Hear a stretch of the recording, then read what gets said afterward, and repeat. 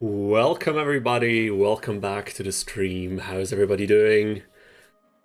Don't be surprised, this time we have a different background than usual. I'm just gonna make sure that everything works on the technical side here. Also, I don't really have the proper light setup here, so if my cam is a bit crunchy, which I think I can see right now, then please forgive me. I will make sure that the quality is a little bit better next time, but yeah, you'll probably see this background quite more often during the next streams. Change the location in the apartment due to some better scheduling, organizational qualities. And there he is, Marquise from K. Hello everyone. Hi Marquise, so nice to see you back in the chat. How you doing, man? Can you do me a favor? Just give me a quick feedback how the sound is. Do you hear me properly? Do you hear me loud enough? Or maybe too loud? And do you hear the game audio? Is there anything I should level? Because I'm using a different microphone now, different camera, everything is slightly different. Just things that I still had left from older setups. But I think we can do a nice stream like this, and I will try to incrementally improve the quality of everything as we go throughout the next few occasions. Okay, gameplay is also working. This time I made sure that the game is already running. Everything is nice. Paddle26, welcome back as well. So nice to see you guys in the chat. Sound is fine. That is great to hear. Let's hope it stays like this. Alrighty. So this time I also connected a Bluetooth controller. As you can see, working wonderfully. So how has everybody been doing? We did not stream the last week. I was a bit busy due to a lot of things actually, but the reason why I couldn't make the stream is because there was some private things coming up because of the Easter holiday season. But had a nice weekend with my girlfriend's family. It was pretty cool stuff. Also somewhat relaxing, even though whenever there's family gatherings, I'm usually quite drained from these kind of trips as well. So still in a bit of a cooling off phase for that. But life goes on, work continues, university, everything. And of course the streaming, which is one of the more pleasant things in life. But yeah, so without further ado, let's get into this. We are doing the Grandpa MUTO challenge run. For those of you who might be stumbling across this on YouTube right now, or maybe later in the VOD on YouTube when you're watching this back, we're doing a challenge here for Yu-Gi-Oh! Capsule Monster Coliseum. It's a little bit of a mixture of a spin-off Yu-Gi-Oh! Game and a turn-based strategy game, chess, essentially, you can imagine something like this. Yeah. So Marquis says, yes, sound is fine, balance-wise it's good, volume not sure. I changed something with my audio setup. Okay. Well, if there's anything you guys notice, then we'll make sure to improve that as well. Yeah, so what I was saying, we're doing a challenge run for this game where one of the opponents in the game, one of the first opponents is Grandpa MUTO, plays a very peculiar set of monsters in his lineup. So in this game, you always have a symbol, an attribute. Mako here, for example, is water, and you can see that Rex is playing Earth. And Grandpa, for some reason, although he plays Earth as well, just like Rex here, he doesn't play a single Earth monster in his lineup. Instead, he plays other symbols. And in this game, this is not really good strategy. So we figured, why not take Grandpa's pretty freaking abysmal team and try to beat the whole game with it. And so far we've been pretty successful. We've already beaten 5 out of 25 opponents, including Grandpa himself. So we're off to a good start, I would say. Let's see how we can continue today. Marquis says, I had a little family gathering on Easter as well. My older brother came for a visit. Oh, that sounds lovely. That sounds lovely. I can imagine you had a nice revisit and a nice gathering overall. I think Easter season seems to be busy. I didn't really celebrate many Easters myself. I think this was the first time properly, because my family does not celebrate Easter, but it seemed like a lot of fun activities are crammed into a few select days. So it felt a little bit more busy, or a little bit busier than Christmas, for example. But it was a lot of fun, and we had great weather. That also helped a lot. That was really cool. Okay, so guys, we need to figure out which opponent is next. Just so we can quickly stick to the gameplay here. It's the classic setup. We can now decide on the enemy order, and I'm not quite sure how we ended this run. I remember Grandpa was more on the easy side compared to the fights before, but I don't really know. Did we theorize already which opponent could be the next one?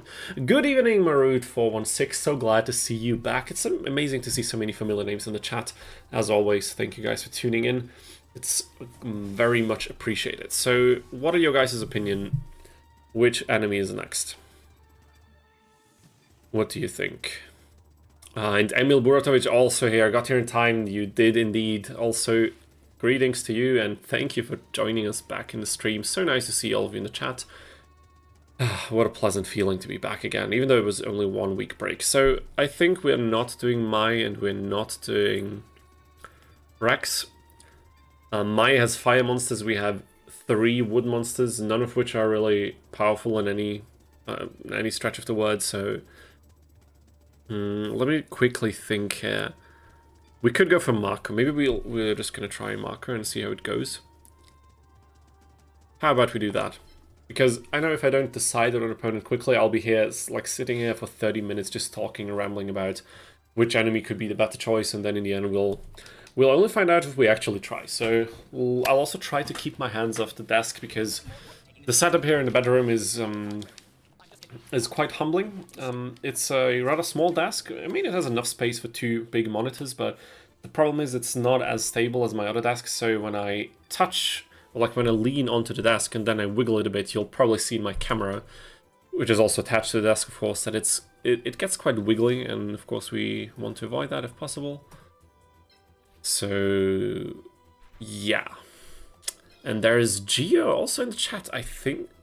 I'm so sorry, I'm not sure if I think I remember seeing your name in the chat previously, but I'm not that sure. Are you a regular or are you a new viewer? So sorry I don't remember, but either way, thank you for joining us here. I really appreciate it. I hope you have fun in the stream as well. Probably you were here for every single stream, and it would be completely embarrassing now that I can't remember, but I don't have the greatest memory when it comes to things like this, so yeah, this is probably going to happen a few more times in the future, so we'll take it how it goes. Oh my god. I feel like this could have been a franchise, but it got burnt by dice monsters and refused to fully commit. Yeah, I think I read something like people were saying that Capsule monsters were particularly like a love child of Kazuki Takahashi? Is that the right pronunciation? I think it is. Because it was like the first video game. It came out very early in the manga storyline, I think. So maybe he was pushing for these games and they just didn't see the market potential, which I can understand. It's definitely a niche in and of its own, but I don't know, I love it. Like, this game in particular is great. So let's quickly assemble our team of incredibly powerful monsters, and then we can kick things right off. Okay, I need to get an overview of what we have at our disposal. Nothing that's too threatening to us here. Like, nothing I mean, the Happy Lovers will take strong hits on the Karibo, that's for sure, but I don't think it's going to be a big issue. Oh my god. Let me quickly catch up with the chat here. Okay, everyone seems to be doing great. And yeah, gee, okay, that's the first stream you're catching. That's great to hear. So my memory did not serve me wrong. I'll just place it in a corner. It's okay. It is so okay. So we need another level up for our moths. Then we can upgrade them, and then they'll be a bit more useful. And we have to, I mean, with these monsters it probably doesn't matter too much, but yeah, Happy Love is going to be a bit troubling. Let's save to slot 2 first. Okay, okay.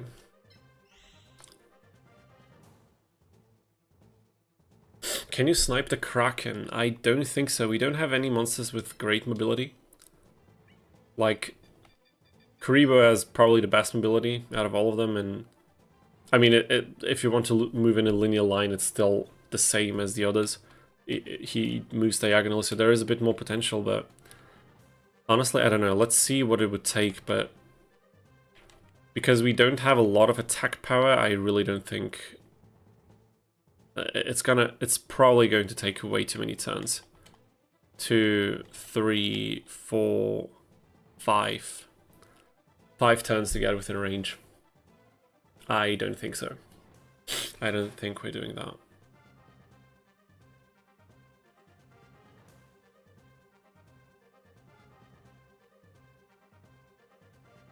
I'll place it here anyway, just so we can see. Oh yeah, of course we play 2 darkness monsters. That could become a bit troubling.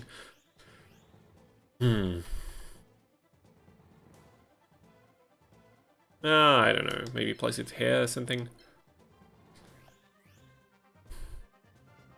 Cockroach Knight. I guess we'll send Cockroach Knight straight into the first Happy Lover. Maybe that's a decent strategy. And maybe we can place... I don't know, something like this. I'm really not sure what kind of strategy to go for here, because it feels quite difficult to wager how difficult Mako is really going to be for us here. And also need to remember to look at this monitor. Alright. No, I don't think we can snipe the Kraken before he uses it. We need 5 turns. I think by then he will summon it. Or like 1 turn later, but we won't be able to one-shot it because we don't have the attack power. But the good thing is our starting AP is enough to summon all of our monsters. So now we need to kind of think whether we want to move forward quickly or not. Because we don't gain what... Okay, let's see. Slot 3. I mean, we can try.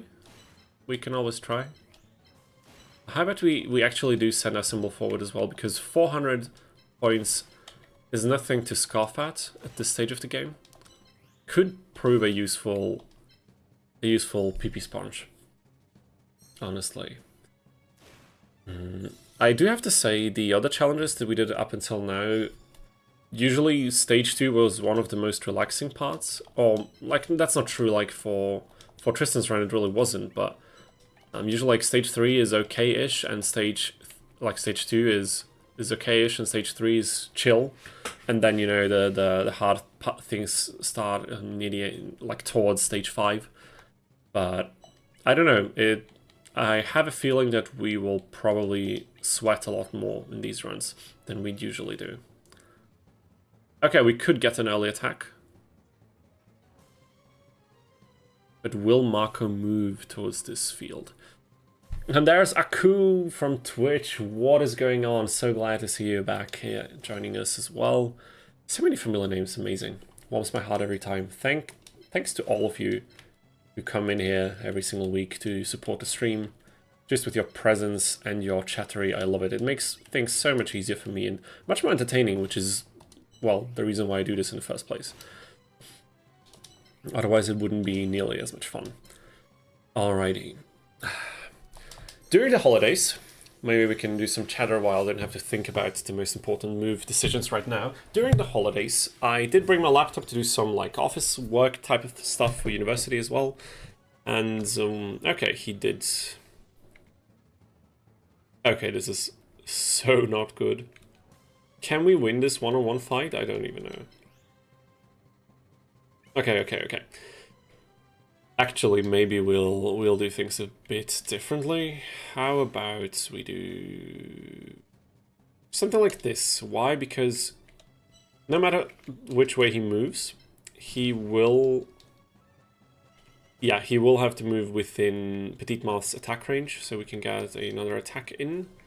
We will have to move a Cockroach Knight. And we could move it 2 fields back to completely evade the Happy Lover. Maybe something like this. Just so we can quickly see how much damage we're going to do. Okay, this is laughable. This is actually pathetic. What the hell? What the hell is going on?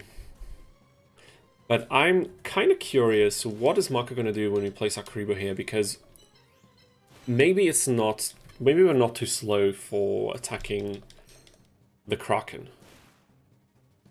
Okay, yeah, we can survive 2 attacks. That's about what I'd estimated. I would have liked if we could have survived 1 more, but it's okay.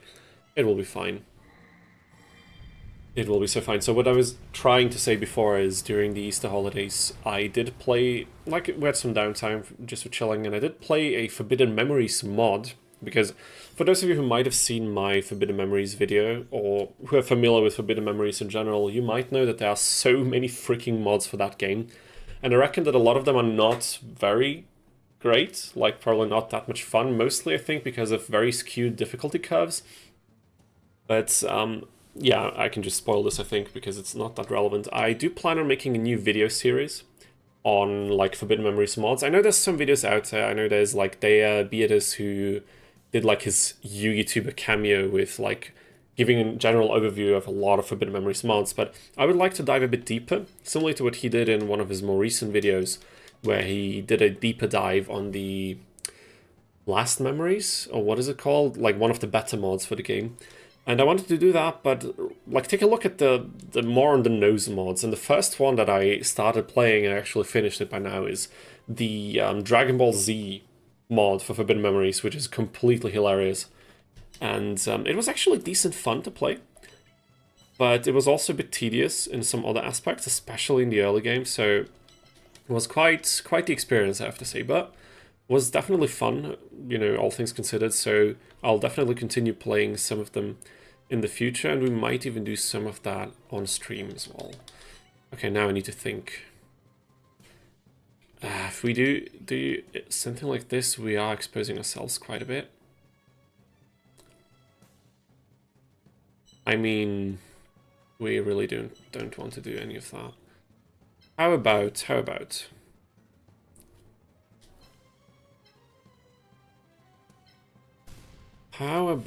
we do something like this? Oh my god. No, that was stupid,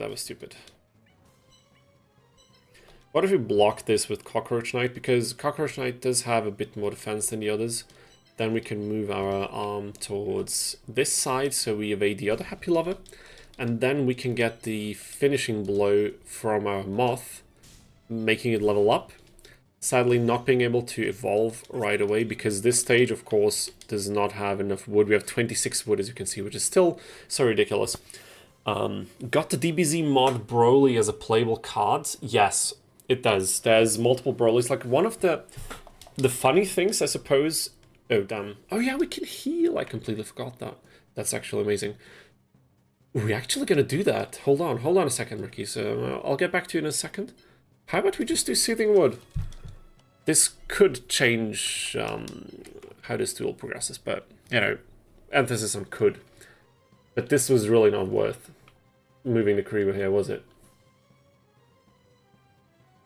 But, should I risk it? Should I just risk it?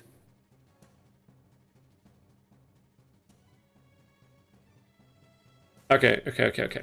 How about we do this? We do this, and we move the symbol, just in case we need it. Yeah, so the DBZ mod, it has multiple Broly cards, and one of the funny things, which is sadly also one of the biggest downsides of the mod, in my opinion, is... Oh god, this Moth is it done? It's done, we can't do it. Okay, we can't do it like this. What a shame. Okay, let's go back to the drawing board, everybody.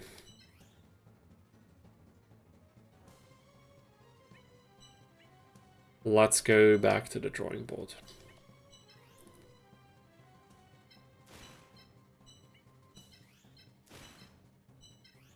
What if we move forward just a teeny tiny bit?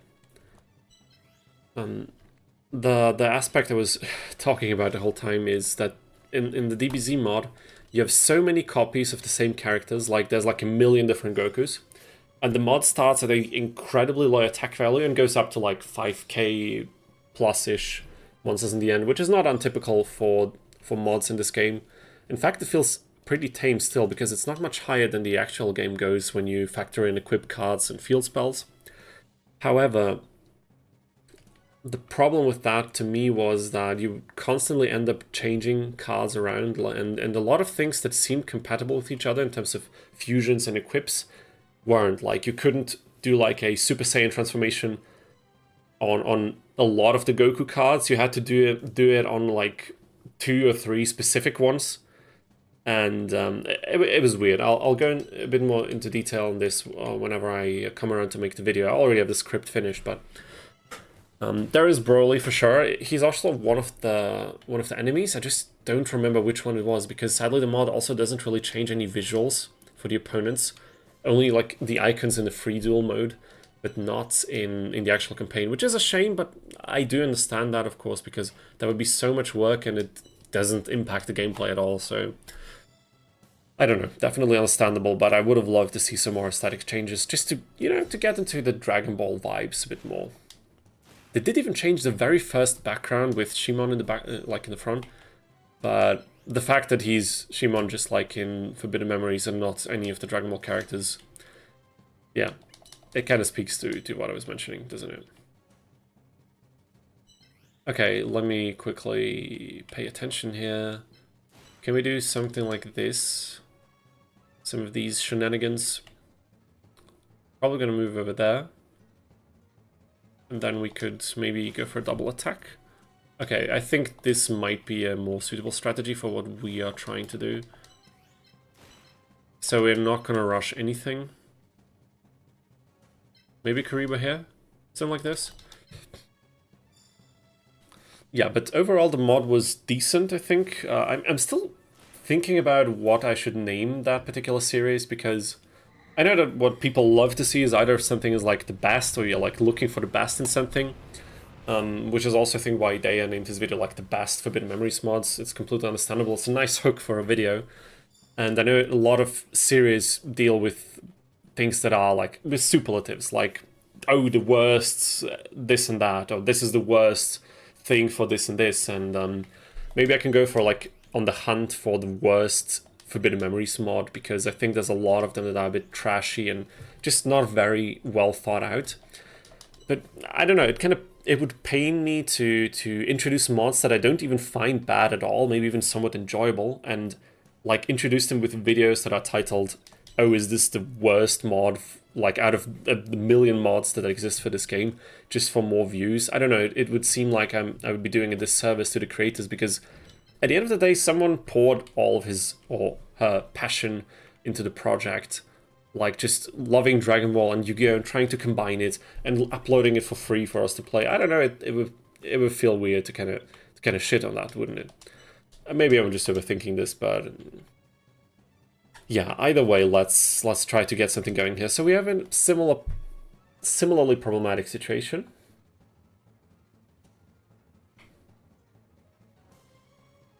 Although I think it is a bit less problematic this time around, because we do get the extra attack from Karibo, so I think we can move to save slot 5 here. And maybe do something like this, because this way Happy Lover cannot reach us. But will this be enough? It will. It will be. Okay. That was definitely the better strategy.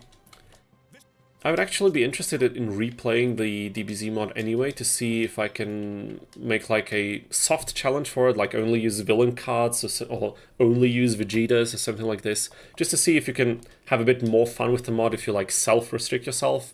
I mean, the same way that we've been doing here for months by now. Marquis says it sounds like the DBZ mod has potential that it just didn't reach yet, which is kind of funny to me, because in my opinion, every DBZ card game I played has exactly that problem. Okay, I cannot attest to that statement, because I have yet to play a single actual DBZ like card game. However, no, we're not doing that. Is this smart? I'll just do it. Screw it. It's okay. I cannot attest to that statement, but what I can do is I can say that I think with a few changes that I will probably propose in my video, I mean, I definitely will, I already wrote the script, as I said. The way I intend to make these videos is I want to give a quick overview of what it is thematically and what it does in terms of changes from the original. And then I would like to do like a pro and con list from my perspective, what I liked, what I didn't like, and then like a small wish list kind of thing of what changes I believe could, you know, what few changes I believe could improve the game significantly, or to whatever degree I think it would be realistic. And thinking about this aspect of the video definitely made me feel the same that you're describing right now. Like, it wouldn't take a lot. It would take a few things like limit the card pool a bit, not have like 30 different Goku cards, and maybe limit yourself to some sections of the DBZ era, because, or like the Dragon Ball storyline, because they try to cram everything in from classic Dragon Ball all the way up to whatever is happening nowadays with Super and stuff. And I think that might not have been the best idea. Interestingly enough, though, there is a different Dragon Ball mod, maybe there's even multiple ones, but there is at least a second one that I think focuses on like the tournament that was like the whole thing in Dragon Ball Super. I haven't seen any of it, so I don't really know much about the lore, but like a different Dragon Ball mod, and maybe that one is a bit more focused in what it tries to do thematically, and maybe is able to execute the card game side of things in a bit more interesting way, you know? Because at the end of the day, while it's neat to play a mod like this for like Dragon Ball nostalgia, I still want to have a fun card game experience, you know what I mean? Is there any way we can have our Karibu survive here? I mean, okay, proposal. We could do this. Wait a minute. Now I need to think a bit. We could go here for an extra attack. Marquis says a good... a good base, but some or multiple things that stops it from reaching peak. Yeah, for sure. To be honest, having like a million different Gokus is just on brand. I mean, it is on brand, but when I think of Dragon Ball, what I think of are power-ups that could be continuous. And when I think of Forbidden Memories, what I instantly think of is the fusion system with lots of different combination possibilities, with equip cards, and also like very specific equip fusion things like Metal Morph turning Zoa into Metal Zoa, and the mod does that with Super Saiyan transformations to a degree, but you get like an equip card that is like Super Saiyan 1 transformation. I don't know the exact name the mod is in Spanish, so I did not understand the word, but now that I think about it, playing a mod completely in Spanish was actually quite hilarious. But you get an equip card like this, and then you try to use it on an adult Goku card, but one that is significantly weaker than the fusion result you'd get, and it doesn't work. And then you get a Goku card that's, say, 1800 attack, and then it works, like the Super Saiyan transformation equips onto Goku, fusing into Super Saiyan 1 Goku for like 2200 attack. But then there is another Goku card, like Goku Kaioken times 10 or whatever it's called, that has 1900 attacks. So an adult Goku that story-wise would make sense, I guess, that is weaker than the Super Saiyan version. So by Forbidden Memories rules, I hope you can follow me, I'm just rambling now. By Forbidden Memories rules, a fusion that makes sense and where the materials are lower in attack than the result should result in the fusion.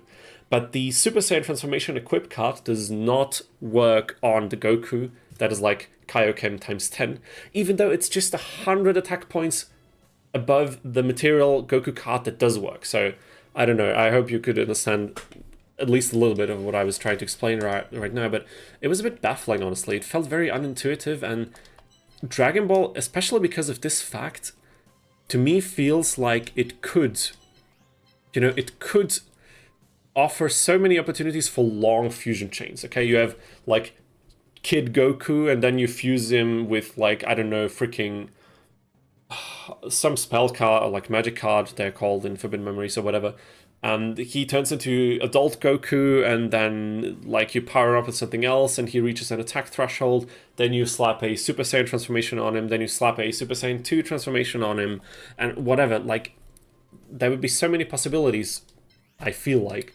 that you could balance appropriately, and I don't know, it seemed like they just weren't there.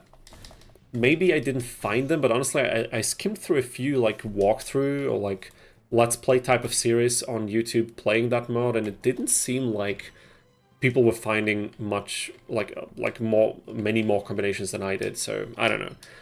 Damn it, it feels like this turn took like 10 minutes just because I was just rambling and rambling, but like, it's very recent that I played the mod, so my thoughts are still quite fresh.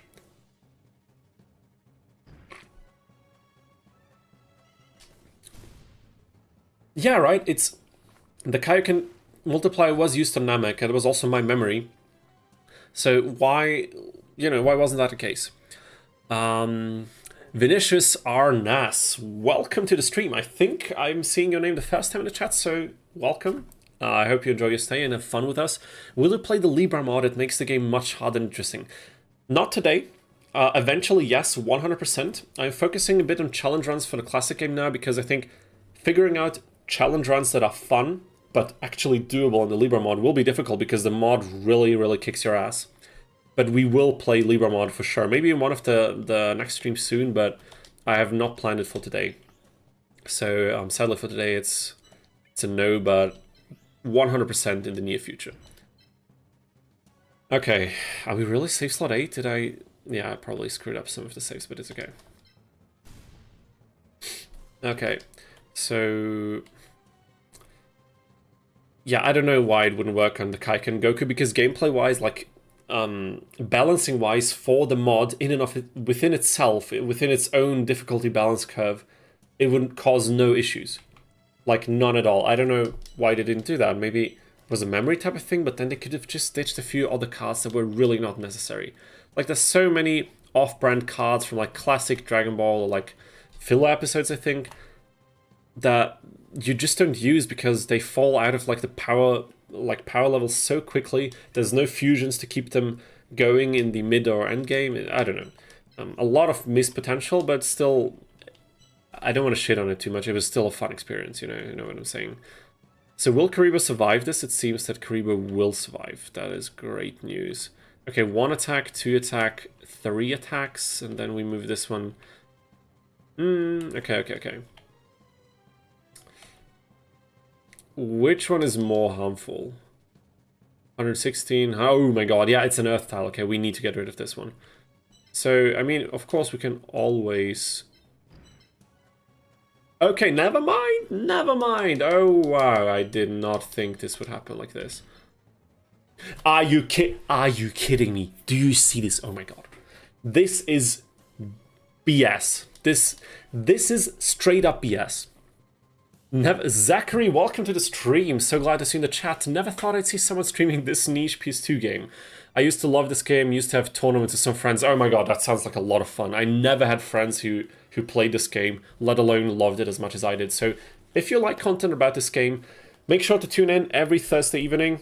Mostly not every single one, but usually Thursday evening we stream here, European time, so be there. If you can't make it sometimes, the VODs will also, of course, be on YouTube. You can just check them in the live section of the channel. And also make sure to check out the channel I uploaded, damn, it's exactly a week ago. 1 week ago, where we didn't do a stream, I uploaded a challenge run only using Exodia pieces on this game. And it was brutal. For those of you who've already seen it, you know what I'm talking about, but for those of you who haven't, I don't want to spoil too much. Make sure to watch until the end, like near stage 4 and stage 5. Things get way more interesting again. Just watch the video if you're interested, and I think you'll have a good time. Also try to do a better job with editing this time, you know, I'll steadily improve the quality, and I think things are going decently. Okay, so we need to decide on it right now. But it's so amazing to see people just randomly like stumble across the stream and check out Capsule Monster Coliseum content. I don't know why nobody's playing this. I know there's some YouTubers who've done like videos. There's a YouTuber called Capsule Master A or something like this, who did like a tier list on the symbols, I think, as well as wait a minute, like explaining why Karibo is the strongest monster in this game overall, and also they've also done content on the Libra mod, I think, in general. Oh my god, Karibo's dead. I'm sorry. I did not factor that in. We cannot do that, of course. Okay, but we can do things differently. Marquis says, depending on when the DBZ mod was made, I think it was a few years ago already, they could have used quite a few characters from the Dragon Ball Fusion game. Okay, I have no idea. Dragon Ball Fusion, I don't know any of that, so...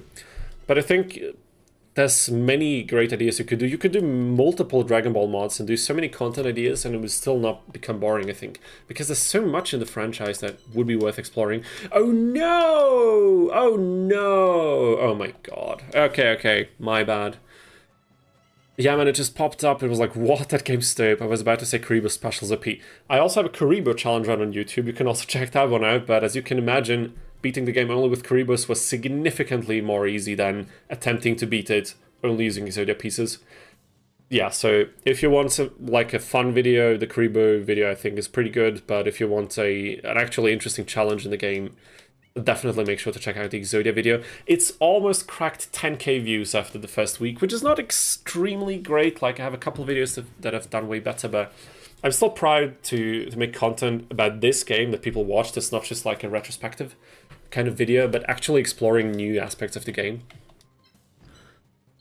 Okay, now I need to focus a little bit. How about we give the final blow to... Wait a minute. No, there's no, wait.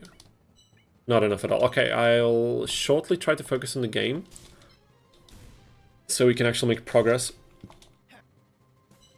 I don't want this to take ages, even though I love chatting with you guys, and it's...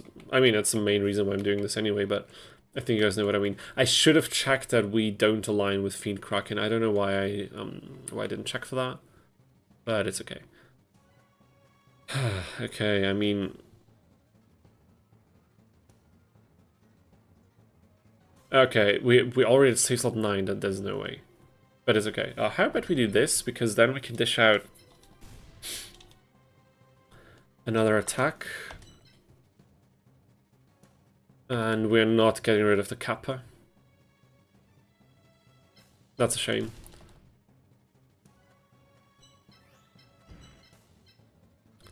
Maybe we can also explore the DBZ mod or any other mod a bit later. Maybe not today in the stream, but maybe at a different point.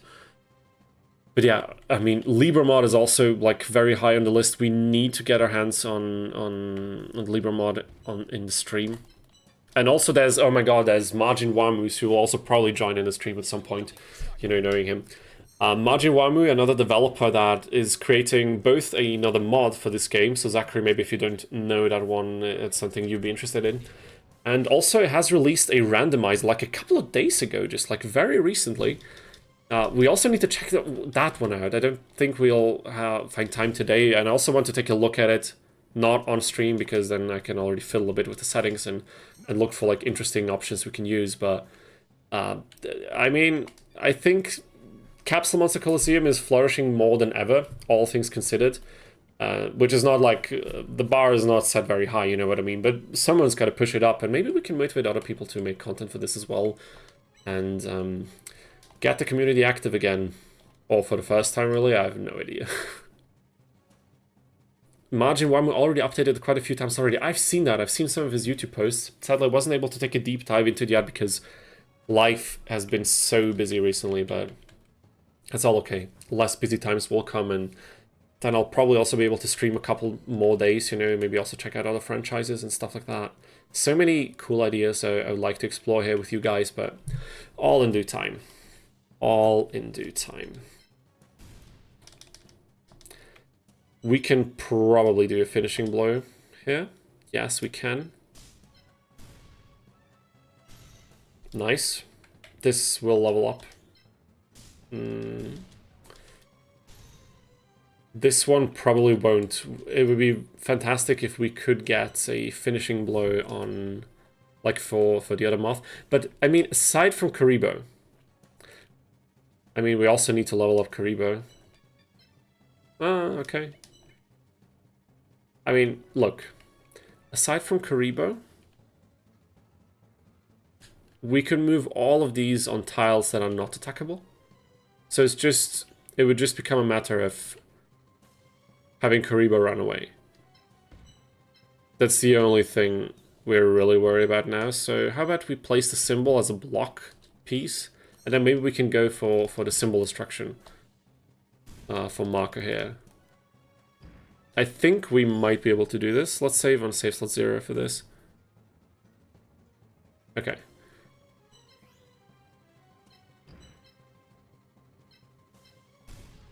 Yeah, I mean, it's so...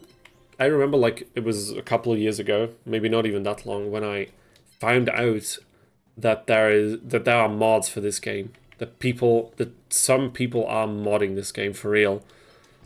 And I couldn't believe what I was seeing. I just couldn't. You know, it's crazy. Actually, how about we do this? And now we have the Libra mod in a very good and very playable state with more content coming eventually. We have Margin Wamu released a randomizer, developing a separate mod that will, I can imagine from what he was telling us, probably be a bit easier than the Libra mod overall, which is great to have like an in-between difficulty thing. You know, who knows what the future holds? It's, oh my god, imagine this game never got the attention that it deserved. It would honestly been a shame. Okay. Let's see what Mako does.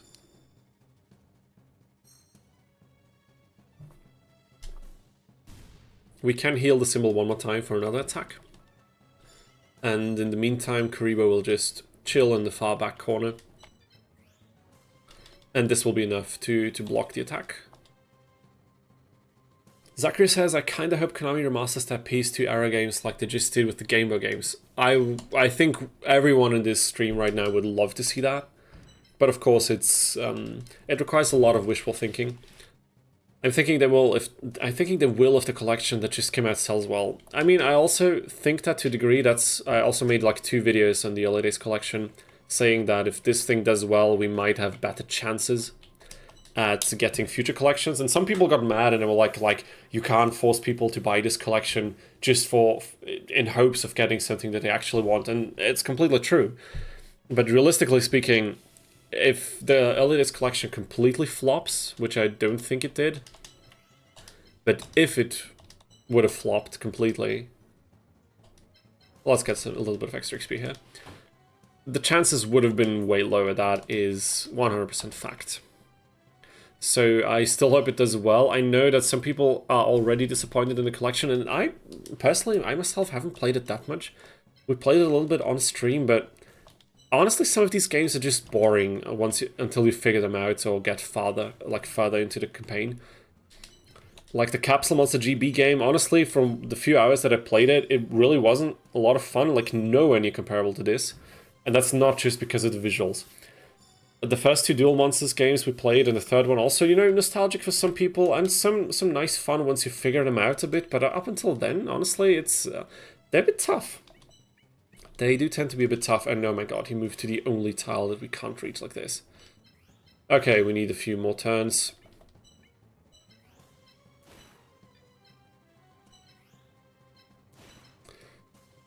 Oh my god. Come on, dude. It's kind of wishful thinking, but I mean, we need wishful thinking sometimes because, yeah, otherwise, how are we gonna get what we're interested in? It's not gonna work, is it? Marquis says, but many games in the collection are good in my opinion. That could be true. Like, the later games are the ones that are typically favored in the fan base because they had a Western release, like Chef of Destruction, Legacy, not Legacy of the Duelist, the one that's named similar. I never played any of them. I didn't have Nintendo consoles growing up, but you guys know what I mean. Maybe I just need to play those because I think they do step up the quality quite a bit, or like the fun in general. And Powell says, problem with Early Days collection is that a few games that are worth it, but majority were boring even back in the day. I mean, yeah, exactly what I think you summarized it pretty well. We can still hope for the best, but, you know, we'll see. And that is it. Mako is finished. To no surprise to anybody, I think, but we did it. All pieces survived. We rack up nice amounts of XP. We really need to be careful and try to retain all of our pieces in every duel, because I think we will need the level ups in a lot of these earlier mid-game fights. But there it is, level 3. We can level up now. Where can we level up? Like Weevil, we can level up, right? And we can also level... There it is, the other one also levels up. Amazing. Sadly, Karibu didn't, but that's okay. Torike, we need to pick up because I think after this run, we might do a Dinosaur-only run, like a meme idea we had a few streams ago, but I would actually like to follow through in that. But yeah, the Early Days collection, a bit of a letdown, I think. And to me, honestly, even though it does seem polished on the surface, a few things were really just grinding my gears. Why couldn't they add the missing cards, the unobtainables, into like the campaign, like a general game flow? I know it would have been way more effort, but for this price tag, I would have expected something like this. And secondly, why does the fast forward feature not work? Why is it not a separate keybind that you can use? Just like here, look at this. Regular speed music, double speed. It's not difficult. Just make the game run faster. Then, even if the music is double speed, screw it. It doesn't matter. Does it really matter?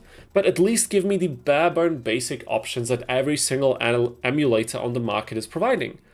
I can even change how fast I want to do this. I don't even need... When I booted the Early Days collection to playing it on stream, you guys remember, I had to use a freaking cheat engine to run it at triple speed because most of these games run so slowly. And it was still dreadful to play, because the music, I had to turn off the music, the game kept crashing at that speed. That was just the camera, that was just the desk wiggling, not stream crashing, so all's good. Okay, rant over, but you know, if little things like this they didn't manage to do right, I don't know. A bit frustrating, because that would have been easily fixed.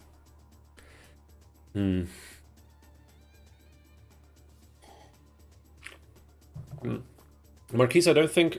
I have to disagree. I don't think that would have been the solution. They should have just reduced the price tag.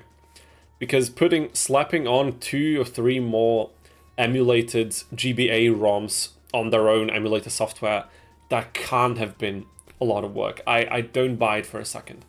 So it should have dropped the price to like 30 bucks, 40 max, and just said, hey, this is a nice little collection, and we just want to test the waters, how big the interest in these kind of things is. I don't know. They didn't even translate. I mean, I heard that there was a reason for this, that the game afterwards in the collection is basically the same one with some extra stuff, but aside from that, it's literally the same game. I don't know if that is true, but I think that is the reason why that one didn't get translated. Okay, let's go to turbo mode. Who is next? I think we want the moth evolutions, don't we? I think we really do. Let's do Weevil.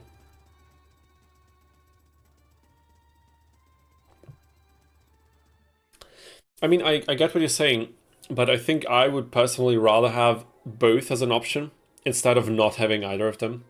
So I think if it's like an extra thing anyway, you know, that's okay. I mean, but I can imagine that some interns did quite a few things for the project, because again, this freaking fast forward feature, that was the first thing I wanted to try when I booted the Holidays collection on stream, and it... you can go back and watch the VOD and look at my face and see the utter disappointment. Like, how can you screw that up? I really don't know. I have no idea. And how did we know? Oh my god! Oh, okay, it's okay. I just thought one of the moths was level 4 and the other one is level 2, but that wouldn't have made any sense, so it's all good. Sorry for that. Okay. There we go. Grandpa's team, so far, is pretty good. Fast forward feature would have made games far better. I mean, they announced the fast forward feature, they implemented one, and it's the worst joke of a fast forward feature I've ever seen. Like, you have to hold X or the A button or whatever, like the regular confirm button, to make it move faster, and it only runs a little bit faster during sections where you don't really do it. And like, what the hell? Why complicate it so much? Just make it run at double speed. I can't even, I don't know. Who decided that? It's one of these things where you really have to wonder what the hell happened during what kind of meeting that they decided on this feature. That can't have been easier to implement than what we have here. It can't have taken less time to implement. There's no way. So what exactly was it? Maybe the game just kept crashing like it did when I boost the speed with Cheat Engine. I don't know. Whatever the reason might be. Let's calm down. Okay, I need 30 landform. Like wood landform, and this one has 30, like you guys can't see, but these two in the back, they have 30 wood and the other ones don't, so if you want fast evolutions, we need to place the moths back there. I think Weevil does not play any diagonal monsters. No, he does not. That's great for us.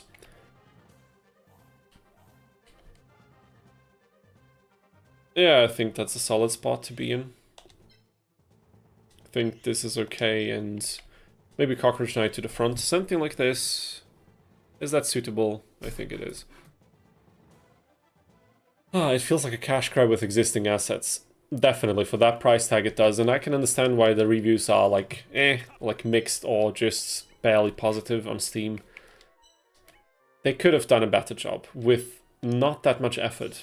I mean, I have no clue about developing. I have zero experience in game development. I did download Godot, like the Godot engine once, because I have a couple ideas I would really like to do, like in terms of small scale game development, but I don't have the time right now, so yeah, my experience is basically zero.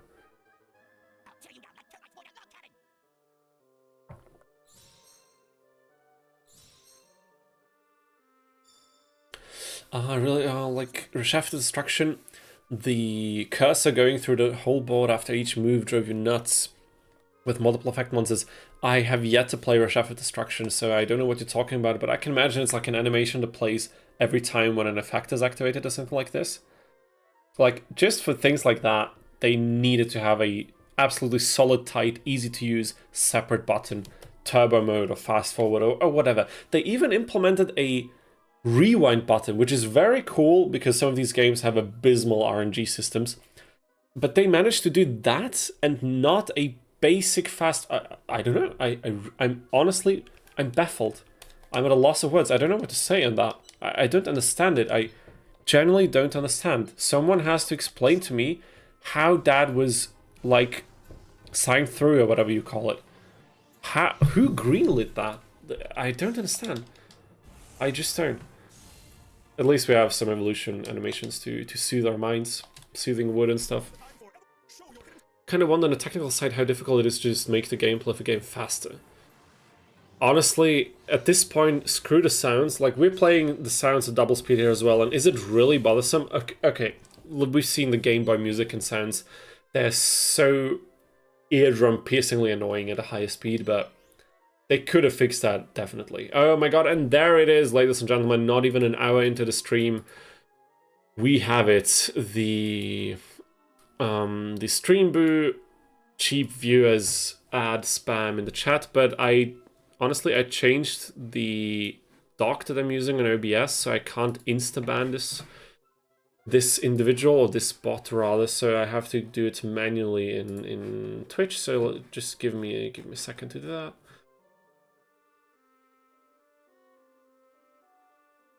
Okay, how can I do this?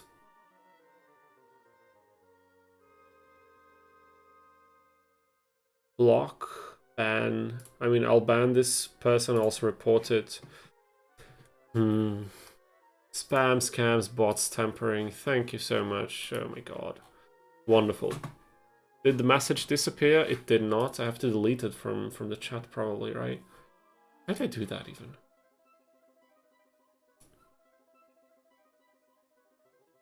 How do I even do that? Just give me a second, guys. I'll be back with you in a minute. Okay, the messages are away, I think. The bot achieved regular viewer status as well. Honestly did. I hate that. Because, of course, I think usually in our streams we have like a couple lurkers that join the Twitch stream briefly, and then I don't think they stay long, or at least they don't chat. The only one who's actively chatting over on Twitch is Aku, which is fantastic, because otherwise maybe he or she would not have found us, but the spam messages are really annoying, and honestly, I'm considering, since the majority of the action is happening on YouTube anyway, I have considered multiple times to stop restreaming this on Twitch, because I don't know if the follower, like, if the interest is really there. I know Aku can also watch on YouTube, at least he has done the first few times where Twitch didn't work out well. And I could increase the bitrate on Twitch, on YouTube, if we don't restream to Twitch, so the quality of the YouTube stream could be quite a bit better. Like, I know when I look at my OBS now, I see, like, I'm playing this game right now upscaled in 4K on a not 4K monitor, but still in high quality. And the YouTube video looks fairly bad in comparison when I check back to it. And if I could double the bitrate, it would look a lot better already. And I do have the internet and the hardware capacity to do that. It's just that freaking Twitch is bottlenecking us heavily. So I don't know, maybe something to consider, because if the one person watching us on YouTube can also watch us on YouTube, from Twitch can also watch us on YouTube, like, why reduce the quality for everybody else? That's kind of what I'm thinking, but I'm not quite sure if I want to pull through with that yet. Majiwamu, welcome to the stream. So glad to see you, and congratulations to releasing and updating, like, multiple times, I think, the randomizer for this game.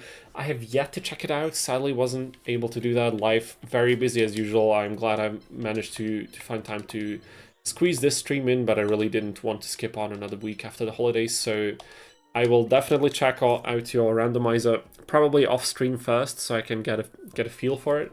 But you will see it on stream for sure. Hopefully very soon as well. And yeah, just thank you for the work you're putting in. It's insane. Having another like mod and content developer for Capsule Monster Coliseum is a dream. Just a dream.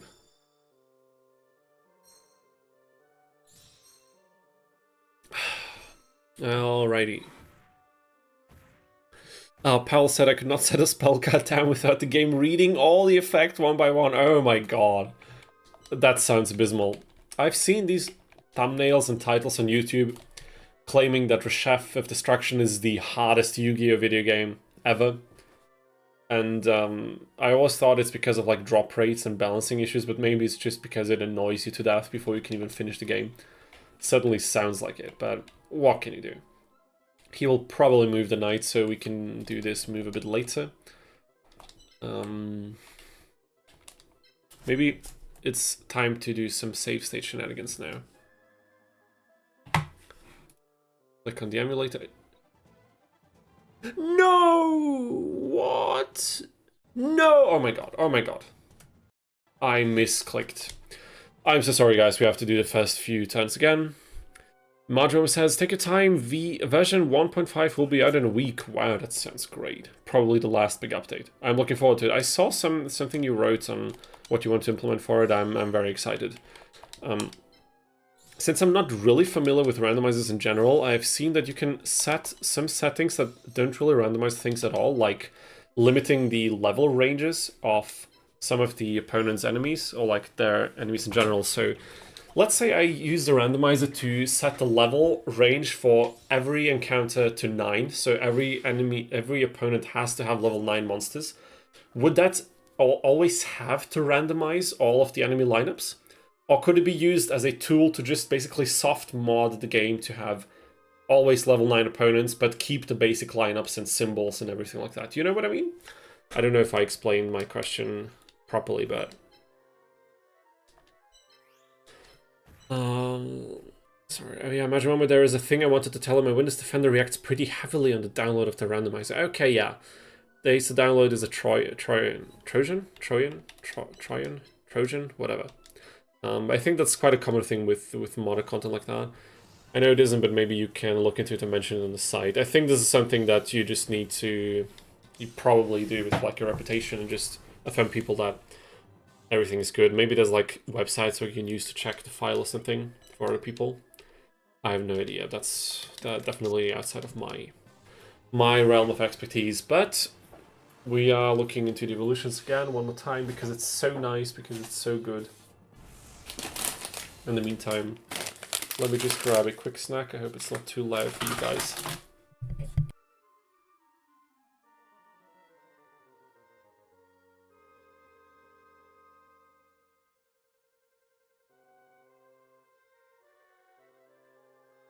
Okay, so the neat thing about this setup right here in the bedroom is that I'm using my old mic, which is the Blue Yeti Nano, that I bought way back when I started to teach guitar online. That was in the early days of my career when I was still a young, fresh student and I needed some new equipment. So the good thing is this thing has a mute button at the front. So whenever I open like a very noisy bag of like dry cookies like this, I can just mute the microphone. Amazing. And Majima, amazing. That is so good because honestly, even though I love that we have a randomizer for this game now as a thing in general in the community, I'm not really big on randomizers, or at least I've never dabbled with them in any game.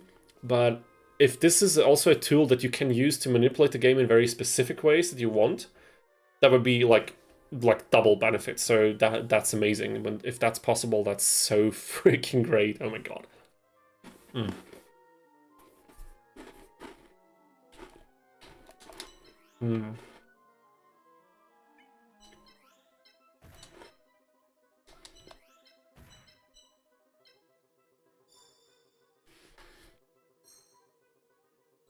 Yeah, that's what I thought. Just set the levels and keep everything the same, right? Amazing.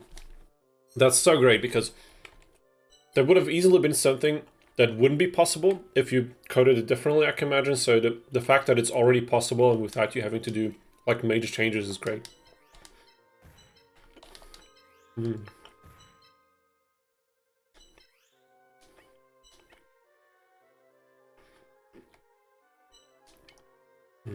I don't know if you guys are on me with this, but Like, somehow, like, very dry cookies with, like, a lemon taste. I don't know, that's such a wonderful thing. Honestly, I love that kind of cookie or pastry type of stuff. Like very dry, biscuity kind of dough and a lemon taste. Like light cookies, not like the chocolate or whatever, but like light vanilla type of stuff with some lemon sourness, but still sweet enough. I don't know, I love that type of dessert for some reason. Sadly, the ones that I bought right now, I tried a new brand and it's not that great, but overall I love it. Okay, so what are we doing here? What the hell are we doing? Okay.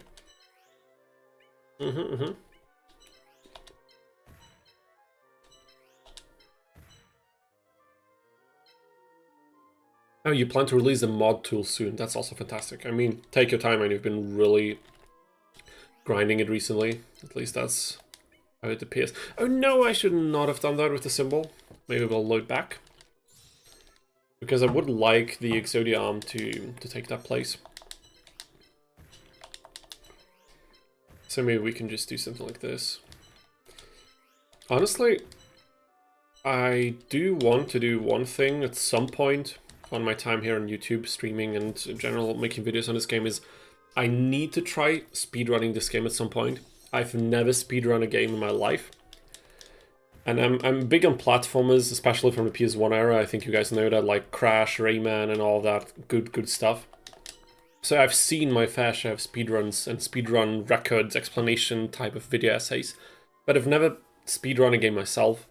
And somehow it feels like there is, or there was, or like there have been speedruns of this game, pushing the times quite a bit, and someone feels like I need to try that as well, just to have done it at some point, you know what I mean? Just to have it on the CV, as to say. As a certified Capsule Monster Coliseum connoisseur. That was a complicated title, but it's one I would gladly have, so yeah. If there's something particularly you want, just message me in Discord. Oh man, that's amazing. I'd have to think about it, because I don't know what you have in plans. I know you've spilled the tea on some of your ideas, and some things probably made it in the randomizer already. But I'd be curious to see what you have in store, because I think you have. I mean, it seems like you know the game very well. I mean, of course you do. You've made all the achievements for it and retro achievements and stuff. Oh my god, it's so great to have someone in the community do all of this. Honestly, maybe like in 10 or 15 years, there'll be even more mods for this game, like a bunch of content. I mean, with the mod tools, that could also be in the not-so-distant future anyway.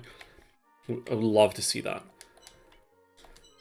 Oh my god. Okay, so now we need to get a bit tactical. He will move forward with both of them.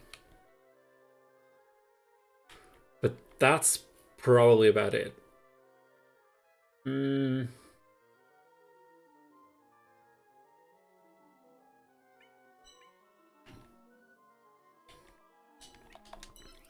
John Bondi. Hello, John Bondi. Welcome to the stream. So glad to see you in the chat, and I hope you have a nice day with us here.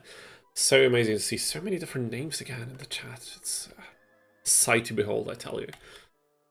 How about we do... Did I save on this slot? I think I didn't. Maybe I did, but it's okay. We're going to do it now. Whatever the case it might be. So we need to move away from this particular spot. And then we need to go here. And I think we'll also move our symbol.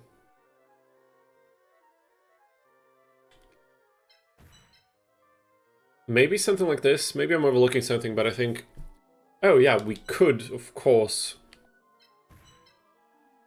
We could tank one blow with the arm and do that. Is it worth it? I have no idea. Save slot 6. Let's find out. Sounds awesome. Speedrunning sure is difficult, and a game like CMC has its own unique challenges. I can imagine that. I think it's very different from your typical platforming type of speedrun. But I would like to check it out. I tried practicing Fable 1. Damn. Fable 1 of all things. And Ratchet & Clank 2 speedrunning, and I sadly gave up. Yeah, I can imagine. Oh my god, what the hell? That was a lot of damage. Oh boy, we need to be careful. I forgot that Weevil's wood pieces are way more powerful because he plays the corresponding attribute, of course. Grandpa. Maybe you can take some notes from him. something along those lines, but who am I to judge? I copied the same, literally the same team lineup, so I'm really in no position to talk smack. Save slot 7, attack, quick cookie, tactical cookie break.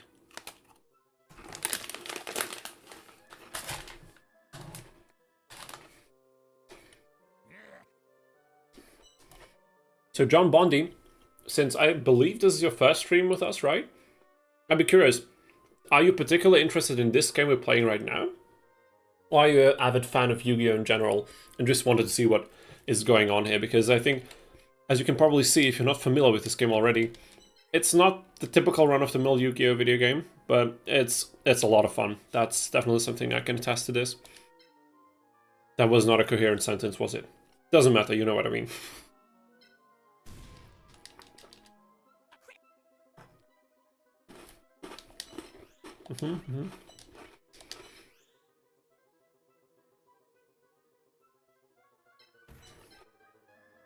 That's your first stream out, that's amazing. So I hope you have a fun stay. We usually play this game most of the time, but we've also played some Early Days Collection on stream. We've also played some Forbidden Memories. I don't know if you know that game. I've been talking a lot about. I was playing a Dragon Ball mod for Forbidden Memories in particular. And also did some, like, part of a challenge run in Forbidden Memories on stream as well, so we'll keep it mostly Yu-Gi-Oh! Related in the future. Some different games in the franchise for sure, maybe some other franchises at some point, but overall, if you like Yu-Gi-Oh! I think this is a good place to stick around and have some fun, so I hope you do exactly that. We stream every Thursday evening European time, and we will beat up Weevil, but the question is which monster?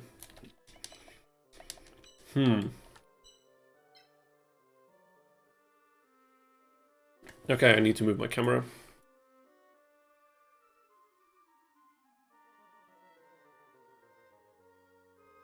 So look at this. 167. 111. Actually, no.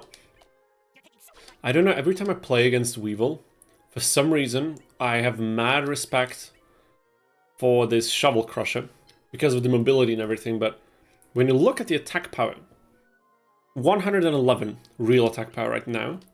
Yeah, the range is, of course, the range is dangerous, but honestly, this is like what? This is almost 50% attack increase from Shovel Crusher. You know what I'm saying? Like, this thing will do so much damage. Does it really matter? Because I need to fight up close anyway because of our own monsters. You know, barring for Kuribo and like, I mean, 60% of our team needs to fight really up close for now. So is it really that big of a threat?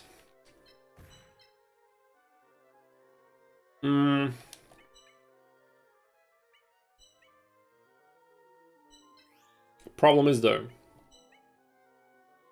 if we do this, we will have to tank 3 attacks onto our Larvae Moth from Root Water, Shovel Crusher, and Petite Moth. And we cannot do any of that, so... honestly, I think we need to do this. Let me quickly catch up with the stream. I'm more afraid of Shovel Crusher's range, yeah, we read that in margin, I'm with you there for sure, but this is not the only thing we need to consider. You've got a good point, yeah. I think we need to always, like, there's always multiple things to keep in mind, and then just try to do a risk-reward calculation. John Bondi says, I just shared the stream with Yu-Gi-Oh! Everything Discord. Oh, wow, I feel honored. Thank you so much. I'm glad you enjoyed enough to promote it on a Discord like this. That's amazing to hear. Thank you. I really appreciate it. Thank you so much. I'm just a dude here trying to play one of his favorite childhood games on stream and have a blast with like-minded people, and honestly I'm surprised we've been able to gather as many of you, or as many of you are willing to just join in and stick around here for hours almost every week. I don't know, I love it. How much enthusiasm we can collectively muster up for this game is incredible. And it's so reassuring that I was not completely weird to enjoy this game as much as I did back in the day. Because, I don't know, this is one of these games that, honestly I would say, was the most impactful on me overall. Like, top 10 for sure. And there's not that many titles I could confidently say something like this about. Of course, there's other games that I played excessively in my youth and whatever because, you know, they were iconic, they were cool, or what, you know, whatever it might be, but something about Capsule Monster Coliseum, maybe because it's as niche, maybe because it's not Forbidden Memories that everybody and their grandmother played as a kid, and it's not like the freaking Pokemon series that you make one video on it and it has like 1 million views. I mean, that's not true, of course, but I think you get my point. It's special in general, and to me, it's even more, and I think a lot of you people will probably know what I mean. Yeah, I think any type of sharing and communities and stuff like that will definitely help us with spreading how hyped this game is. Like, of course, I will benefit from this as a streamer, but like in the grander scheme of things, if more people get hyped up in this game, there will be more demand for like fan content and videos and stuff like this. More people will use the randomizer. Oh my god, I was hoping this would not happen. Oh man, I didn't save in between. Okay. Okay, back to the drawing board. Okay, actually I did save here, what the hell? Or did I? Margin says, I love the chess and strategic aspect of the game. Me too. Even though I'm not really like huge on this genre in general. Like, I never played any of the Fire Emblem titles, for example. Nothing of that sort, so... Maybe I should, though. Maybe that would be exactly what I like. What even is the SP of Exodia's right arm? I think, Marquise, it's something like attack boost or something like that. Reduces the defense of its target, okay. I mean, it's quite horrible, isn't it? Anything that tampers with... I mean, 50 defense is nothing to scoff at. Like, defense stats are so low in this game, the ability is actually not half bad. It's just that I don't really see this benefiting us that much in many situations. Did I do the turn? Did I play it something like this? I don't know. Let's just save it and see how it goes. And now I can move my camera back down. Spread the word, yeah, for sure. Okay.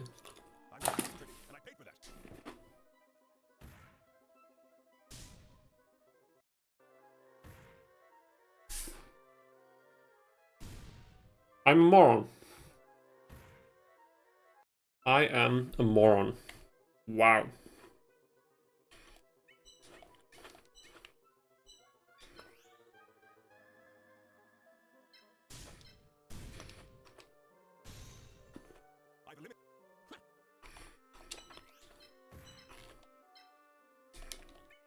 But wait a minute.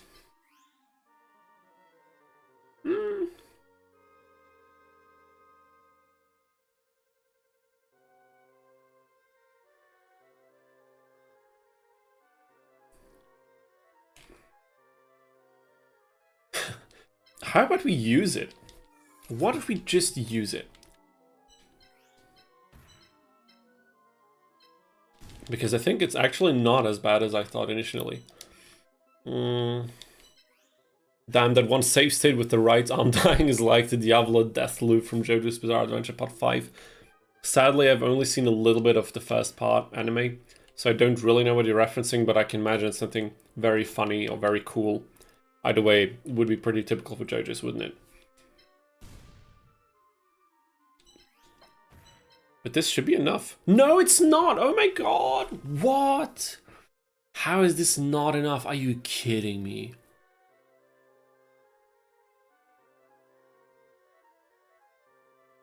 Okay. Once more back to the drawing board.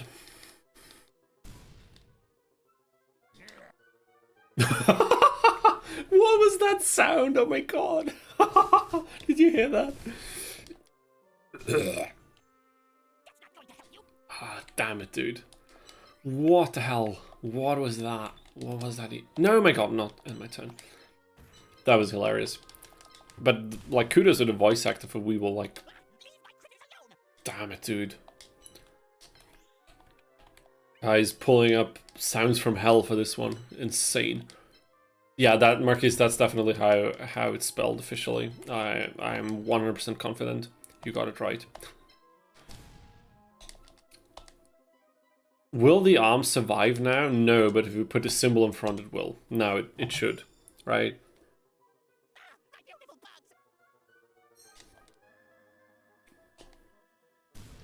Better beat Weevil in the most humiliating way possible. Either you're exactly my type of person, or you're referencing one of my videos, and I think the former is probably true if you weren't familiar with the channel before, so that's quite a hilarious coincidence. But if you don't know the reference, in one of my videos on this game, like I think it was the Karibo challenge, I mentioned that I had a slight trauma from Weevil in this game, because the very first time I played this game, I was playing a water symbol, and I had like my own boss monster. I mean, I was like 10 years old or something, but White Dolphin, the monster White Dolphin, was like my main piece, and I wanted to protect it always, and Weevil was the first opponent to actually destroy one of my pieces, and it happened to be White Dolphin, so I was incredibly pissed, especially because back then I thought that if you lose one piece, like in a Nuzlocke challenge, then it's gone, which is not true in this game, but I didn't know that back then, so I was really mad at Weevil, and ever since then, I tried to beat him in the most humiliating way possible, and I used that phrasing word for word in my video. And we will try to get rid of his symbol with one of his own monsters. I think that would definitely be justice served. But this time I'm gonna save state. Like I'm gonna save. Save to the states? I'm gonna use save states. Is that a good way of saying it? Yeah, probably. It's gonna be fine.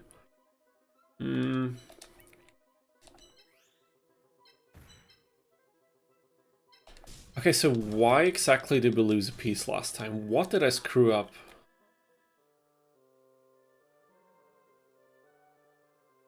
Oh yeah, it was Cockroach Knight. Because I don't really see how we would lose a single piece right now. I don't think there's any way. But I don't know if we will actually be able to go for a symbol. I just watched the Exodia video yesterday. Oh man, that's so glad to hear that. I'm so glad to hear that. Jeez, I'm sorry. It's been a long day already. I've been up a bit earlier today and had to do a variety of activities for a variety of projects going on right now, but it's all in good faith. I hope the Exodia video cracks 10k today. I would really love for it to have like 5 figures at least now going after the first week. And I put in so much work into that video, and I mean it shows like the length it's the longest video I've put on YouTube by far in terms of like edited content, like fully edited content. But yeah, I mean the algorithm will do its thing and then we'll just see what happens. Okay guys, I think we can't risk this. After all, the priority of this challenge is to beat Grandpa.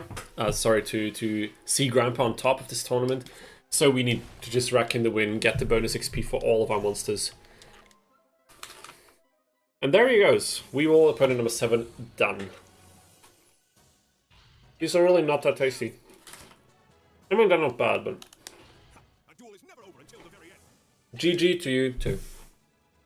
Emil says, it is a great video, thank you so much, oh boy. I really appreciate it. I always try to make things, like, to put in some jokes in between, some abridged series, skits and stuff like that.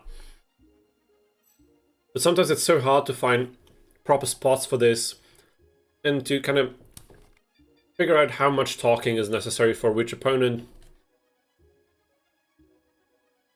And if you've seen the video, you know that near the end, things tend to be a bit more frustrating, gameplay-wise, so deciding on how much I want to explain in detail and how much footage I want to show of fail attempts also was not easy, but I'm quite satisfied with the video, I have to say. I think overall it turned out well in terms of what I wanted to show from the challenge run, and considering that I started filming footage for it in October, I'm very glad that it's finally out. But I didn't want to rush it and just do it, finish it whichever way possible. I wanted to know that I put in as much effort as I did for the other videos, relative to its length. And that just took time, but it's okay. After all, YouTube and what we're doing here is, it's not something I need to depend on financially, and I couldn't because I really don't make a lot of money off of any of this at all, but sometimes I can buy like a few cables or a new microphone from video ad revenue, stuff like that, so that's cool. It's a nice little, very little side hustle, but it's a lot of fun, so that's the main aspect that's important. And I don't know, I do feel a sense of pride when I put out a video that I know I would also like to see. And that's why I also try to put in a lot of effort, because I want it to be entertaining. I do consume a lot of YouTube myself, so maybe it's also because of that. This challenge will make for a great video as well. I do hope so. I need really to kind of get going with editing the other challenges we did. We did Gate Guardian, we did Tristan. Did I miss anything? No, Gate Guardian was the first, right? We did this one, maybe Dinosaur challenge next. Like, who knows what the future holds. There's so many possibilities left to explore. Yeah, plus the video showed pretty well why you have that video game trauma with Ishizu 2. Honestly, screw Ishizu 2, dude. Oh my god, no, we fully understand. Yeah, now I can talk about it. I didn't want to spoil everything as much. I think I already did last stream, but oh my god. If you haven't seen the video yet, any of you guys, just take a look at it yourself. But Ishizu 2 was brutal in the Exodia run, and I screwed up. Wonderful. Oh my god, and we're going to second, but it's okay. Let's just roll with it. And there is Artilleria. Hi Dino, my man has a run going. Hi, thank you so much for joining us in the stream again. So glad to see your name in the chat as well. I really appreciate it. I'm doing fine. How are you doing? I hope you're also doing well. The run is going pretty well. I've been yapping a lot today, so we only defeated 2 opponents up until now, but they weren't that difficult, so Grandpa is holding up pretty well. Yeah. Definitely. We have 2 moths have leveled up in the last fight against Weevil, so now I'm trying to level them up again. You'll see this in a second. Kariba level 4, perfect block. We just unlocked on top of that. One of them is level 1, one of them is level 2, so maybe we can boost them to level 3 now, so when we fight against Mai, we can get great moths. That would be really cool. And there it is. That's the team. Assemble.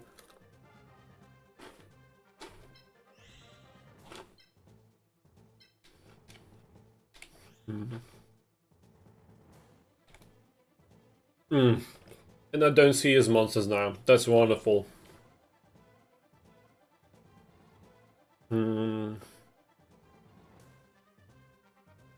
Honestly, Pavel, it could be the visuals because, yeah. But I don't know, I think Ishizu as a competent opponent does make some sense. Because in earlier Yu-Gi-Oh! Video games, I think she appeared as usually a tougher opponent in the campaigns. And aside from that, I don't know. Yeah, she almost defeated Kaiba, even though she was cheating with a future sight, but she seemed like someone who's very tactical and like playing with a lot of like thought behind it. So maybe it's also because I played this game as a kid and this had a big influence on me, but to me she's always seemed like a more competent duelist than her track record would have.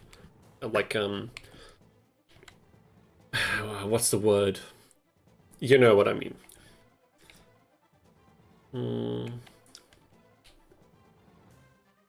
So how are we going to position our Kariba here? Let's just put it in a corner and it's going to be fine, isn't it? To be fair, the anime didn't give the duel monsters girl a lot of duels, so it's nice to get more. That's true, actually. That's actually true. There's not that many. I mean, I think Ishizu returning as one of the final opponents makes more sense than Mai. Because Ishizu to me seems like a more seems like a stronger duelist, flat out. I don't know, maybe that's just my perception, but it is what it is. ML says a Grandpa Challenge video can have a great reference to the Tristan Challenge. I believe the 2 weakest teams in the game belong to Tristan and Katsu defeating Kaiba. Okay, not Tristan. Okay, yeah, fair enough. I might actually remember the threads. Maybe I can cram it into the video. But it definitely is hilarious how Grandpa has the way worse team in relation to Tristan simply because Tristan actually plays a symbol that's good for some of his monsters. Yeah, insanity, but what can you do? That's how it is. Let's place this one here, actually. Cockroach Knight in this spot, and maybe this one. Maybe here. I don't know, I'm not sure yet.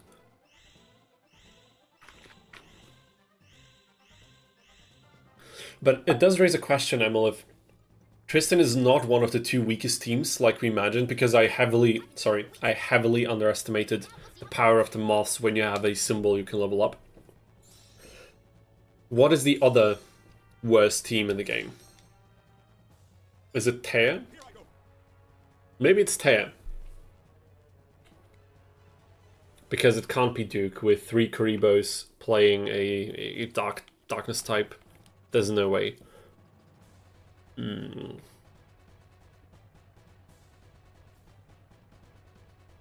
Yeah, Mai was considered strong. Yeah.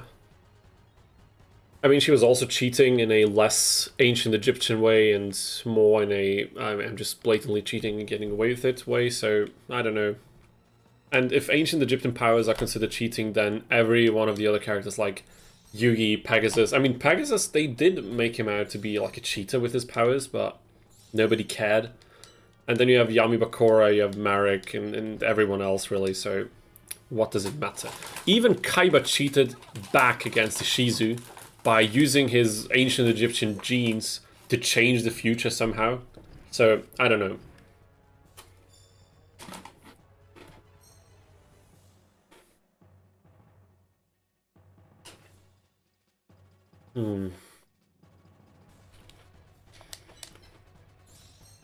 Yeah, Marquise, I was wondering why you would tag yourself in the chat.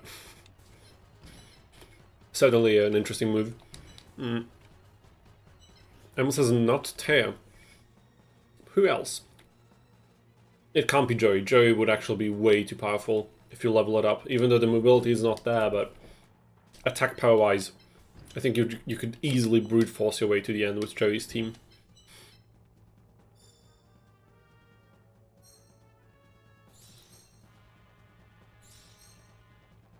Yami Bakura, I don't know. Was that the cheating part? Maybe it was. Honestly, it's hard to tell.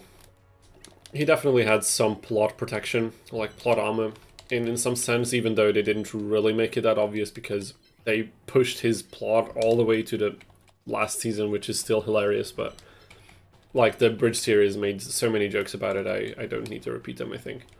Oh, we are not aligned with his lizard, which is fantastic, but the thing will attack our moth, so maybe we can load... Oh my god, guys, I did not save once again, which is my bad. We have to replay this. I'm so sorry.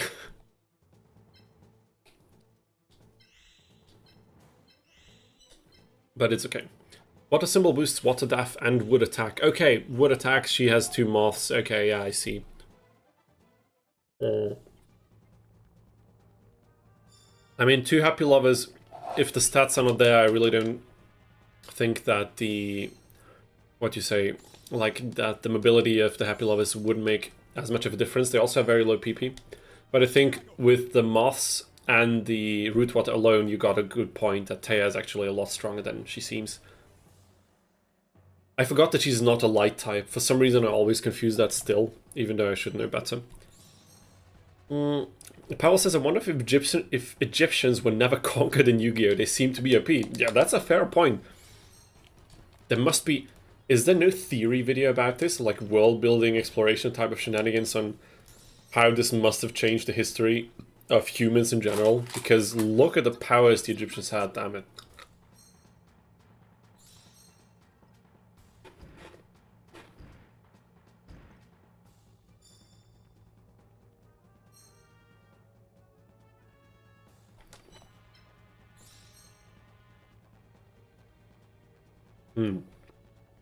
Do a Mako set. Oh my god.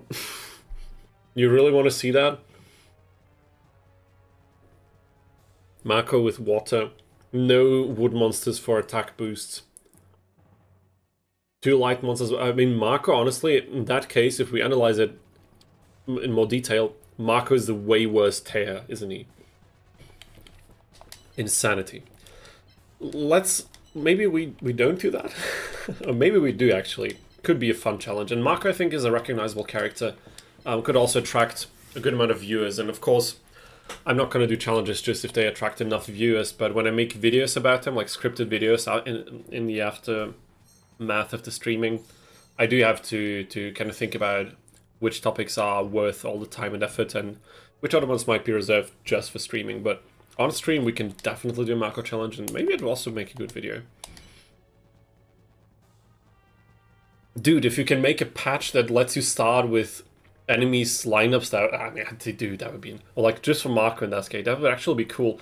Because the big problem about having the lineups of the later enemies is that sometimes they play monsters you can only get from them, and that is the case, of course, with him. So, I mean, imagine if you can muster up something like this for one of the next streams. I mean, I probably won't need it the very next one, but maybe like in a few weeks. That would be fantastic. What about level 1 challenge? You cannot use monsters level 2 or above. Yeah, Pal, actually that is one challenge I have on the list. This is one of the first ideas I had when I thought about like mechanic-related challenges. That and not like using the wrong symbol corresponding, like wrong symboled monsters corresponding to your symbol. I think that could also make for a fun challenge. And I completely forgot we have perfect block. Oh my god. Marge says, yeah, I can make one for you. All you will need to do is purchase the water starter kit. Okay, I see. That's a fantastic solution, damn it. I would say something like, how did you come up with that? But you did so much modding in this game already, it's probably very obvious to you, but to me it wasn't, so that's genius. Mako still has good pieces. Water with level up becomes very tanky. However, his AP ratios are damn it, Emil, you really, like, you have your theory for this game, you have it down to a T, haven't you? Crazy how knowledgeable some of you are about this game in comparison to me, who's actually streaming it. Should I feel embarrassed, or should I appreciate a community that is as dedicated as you guys are? I think I'll go with the latter. Let's just go with the latter. May I post you a wiki link?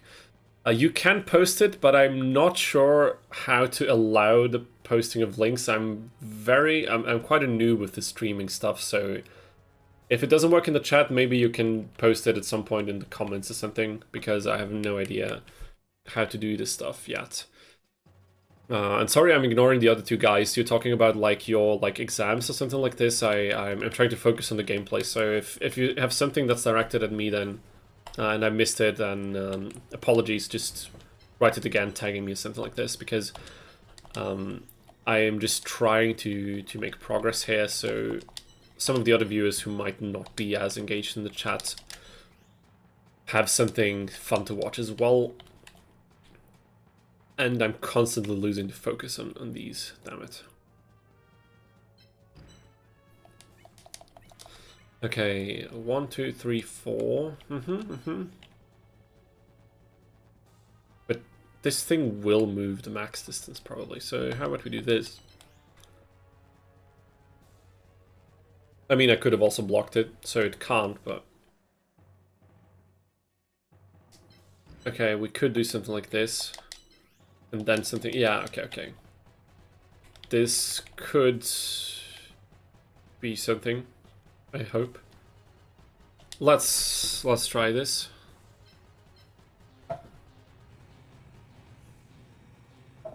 Grandpa's hands down the worst character, 0% synergy. You're probably right. I mean, Bakura has his Karibos at the very least.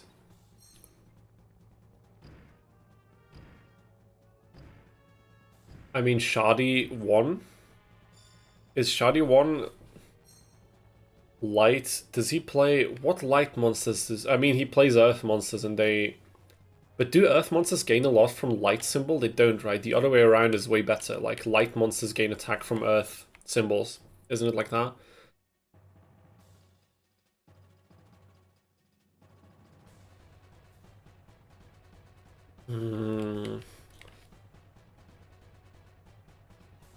Enjoying the skillful playstyle.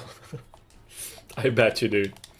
I bet you do that. So we all do just okay. Almost. Yeah, it's a wind monster. Forgot. That's okay. The other one is coming, but they are aligned in the same pattern, so that's brilliant for us.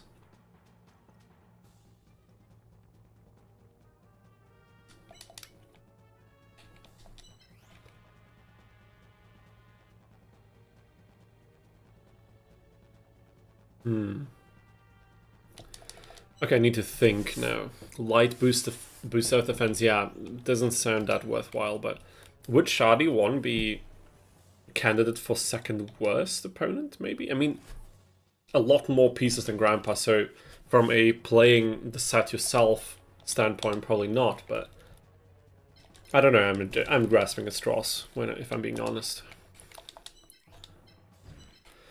Can I have the level up, please? Give me the juicy level up, come on.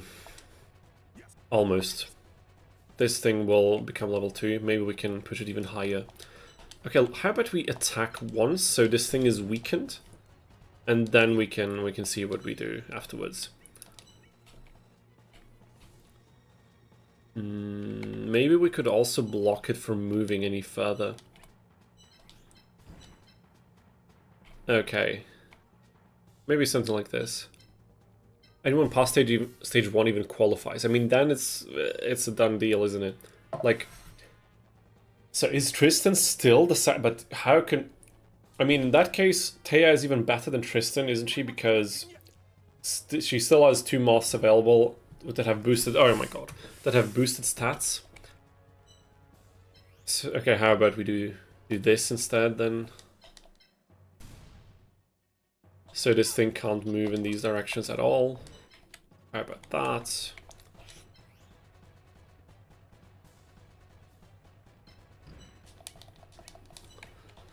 Synergy with symbol is plenty to carry a playthrough. That is true. I mean, if that's the case, I'll just title the video for this challenge run, Can you beat Capsule Monster Coliseum with the worst lineup in the game or something like this. I mean, that's way too long, and I think if I reference Grandpa in the title, it's actually way better for the video, but that is a problem of the future Dino, so nothing we need to decide on now. How about we just do this? Because why waste so much time?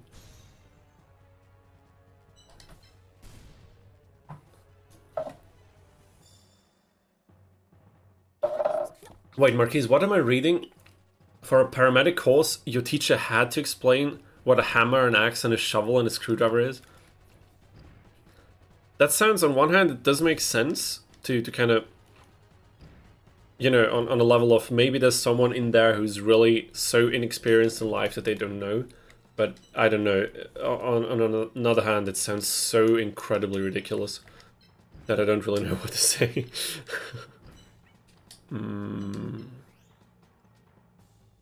80, dude, we can heal for 80 with these, that's insane.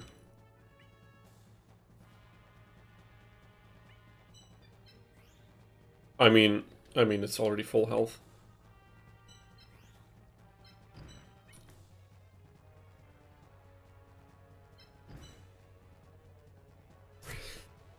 Not sure how we're gonna proceed. Can I beat Capsule Monster Coliseum with the worst characters team? Question mark.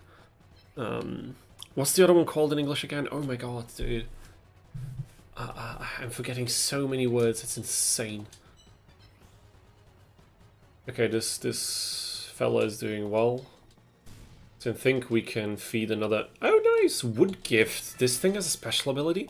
There's way more special abilities in this game than I had thought. Always discovering something new. Would you look at that?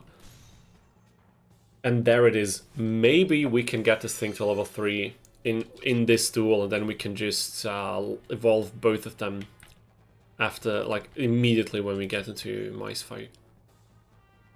Maybe we can bait the lizard up there or something? I think this is a good play. Rootwater also evolves, that is true. It's pretty powerful. I didn't know that. I never really used the evolution. I know it's red, but we'll have to see. Oh my god. That was to be expected, but that's okay. I think we can win immediately, but do we want to win immediately? I don't even think we do. I think we want to do something like this.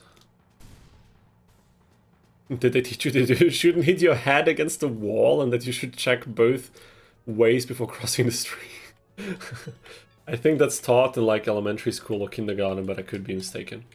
But I mean, honestly, with things like paramedics not knowing what the hammer is, like if there's even a possibility of that, I'd rather them have it in the curriculum than not, if that's really a realistic concern, because I'd rather have them know that and the teacher just have to go through with it teaching something ridiculous like that. But maybe I didn't follow the topic, so maybe I'm just completely off of what I was saying right now.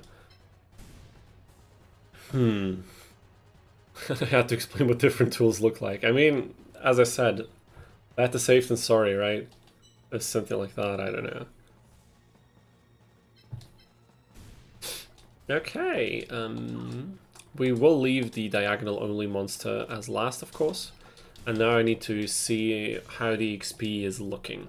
49 versus 45. Okay, it's almost the same, and it's basically guaranteed that both of them will not be able to level up. So we have to decide for one of them, but that's okay. That's completely fine. We could chase the symbol, but if the monsters are already... I mean, they're level 2. They would gain... One of them would gain 50 XP off of it. But I don't think it makes much of a difference. But we can still try, because why the hell not? Because if we align everything like this...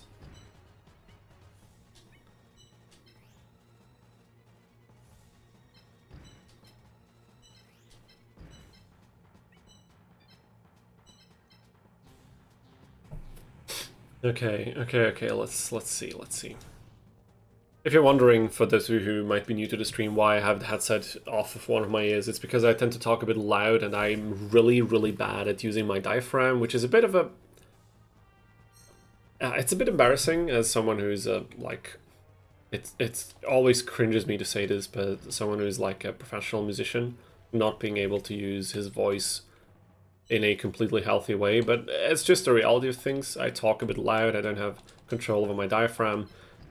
So if I have the headset off partially, I can at least check back that I'm not pushing extremely heavily on my voice, and it's also not necessary because the microphone is loud enough. But yeah, just if it's looking funny, that's the reason why I'm doing it. That's all I wanted to say.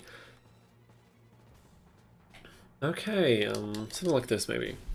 Funnily enough, okay, the teacher did similar jokes like you now during the part of the course. The guideline of the course says he has to do it. Yeah, I mean, it's understandable, right?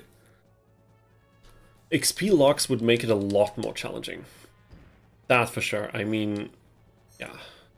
Oh, sorry, Emily said Tristan is second worst though, since the early stage is tough. It was tough, definitely. Oh my god, the first fight against Joey and Duke. And you rely on heavy XP gain. Like, XP locking Tristan would be a nightmare, because if you don't have the evolutions, and you don't have symbol power leveling up, I'm not sure you're gonna do it in that case.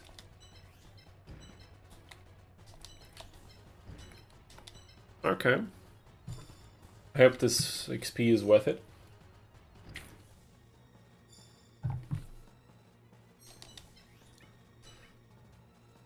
And then it seems like Mokuba's given up. Good for us. What is his special ability anyway?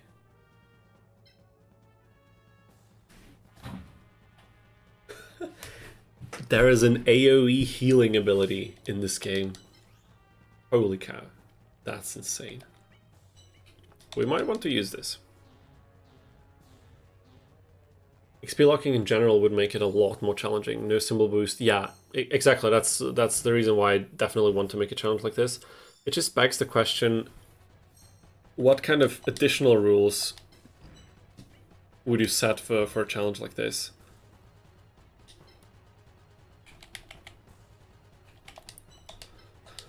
Because of course, if you choose the right monsters, this could be incredibly easy. But maybe not actually. What if it's in and of its own? Like, I can't talk. What if it's challenging enough in and of its own without having to add further restrictions? But honestly, I don't know. 3 XP is quite pathetic. Great minds think alike. Yeah, okay, fair enough.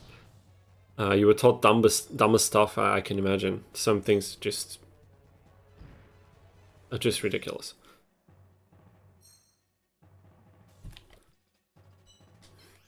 Okay, let's move it by 1 tile. And Mokuba is almost in the back. Just a couple more turns and we're done. After seeing the dragon with the ersatz hat again, I wonder how many monsters with weird or funny names are in this game. I know we talked about this one, and you dropped like a German name in the Japanese card game that makes no sense in German, but just sounds ridiculous. I forgot what it was, but that one was honestly ridiculous. Maybe scale levels with stage, with final being 5, both you and opponent similar pieces. I mean, okay. But if we use the randomizer to scale opponents' pieces, that in general could open up a lot of possibilities for interesting challenges. And we will definitely do that when the time is right. But for now, we are defeating one opponent after another. This was Mokuba, opponent number 10. Sorry, opponent number 8 successfully defeated. And I think at this point I will take a short break. Maybe grab something proper to... Oh my god, 99 XP, but it's okay. Okay, 1 Great Moth at the start of the next fight, that's good. We don't need effect strength. We might need a bit more AP now, possibly.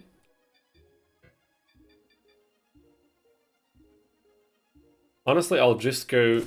We will save on slot 0 as usual for this. But I'll just go with AP now because I don't know if the evolutions are really gonna rock our boat in this. And this is not a dinosaur. Maybe Drollbird could count as a dinosaur. We will definitely decide on that at some point later on in the future. Maybe a dragon only run. Coming out of Kozo. No, we... Oh my god, I wanted to take the dragon, but it's okay. Pal says, I created a Battle City challenge for this game, but that is only challenging for beginners early on. It becomes crazy easy. Okay, yeah, I can see that, but... I mean, some challenges for beginners could also be fun.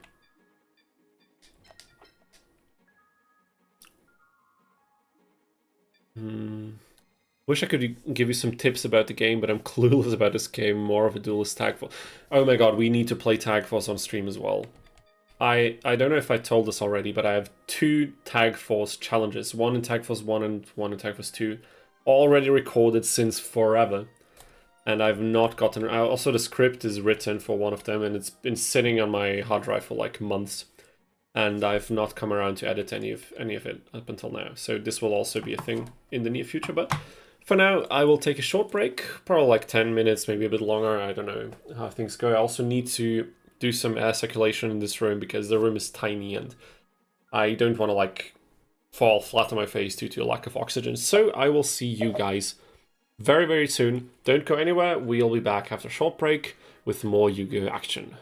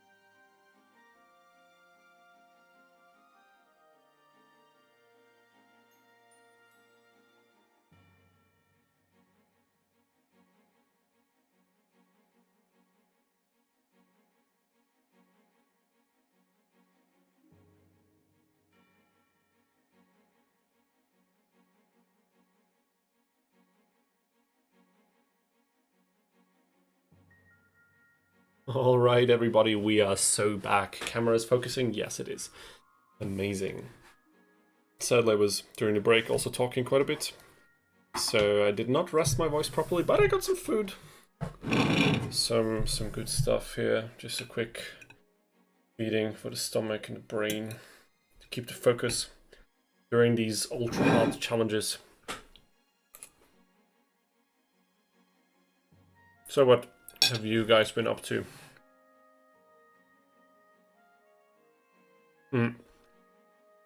King of Games Challenge Run for Tech Force. I have not heard about that. What is it about? World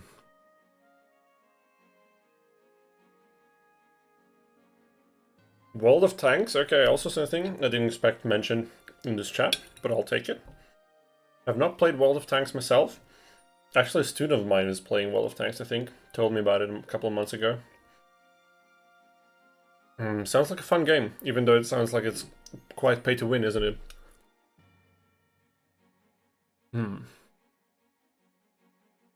Don't lose any games run. Wow, okay. That's hefty, but something we could try. That sounds fun. I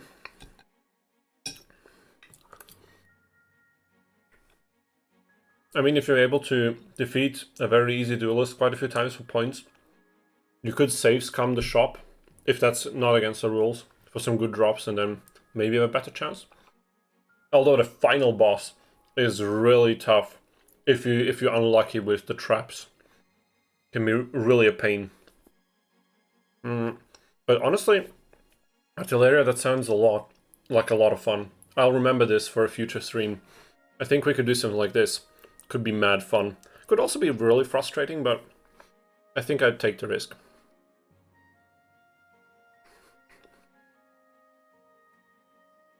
Priятно, thank you very much. Thank you. I'm just gonna grab a few bites and then... Maybe in the meantime, because I'm even worse at focusing on the game while eating anyway, maybe we can do something like figuring out which monsters count as dinosaurs in this game. Because I'd really like to know. I do want to make a dinosaur run. So what I have sorry, what I have here is... Wait a minute. YGO CMC. So let's start with the obvious candidates. We have Torike. I think Torike is, you know, we all love Torike. Good candidate. So Torike comes on the list.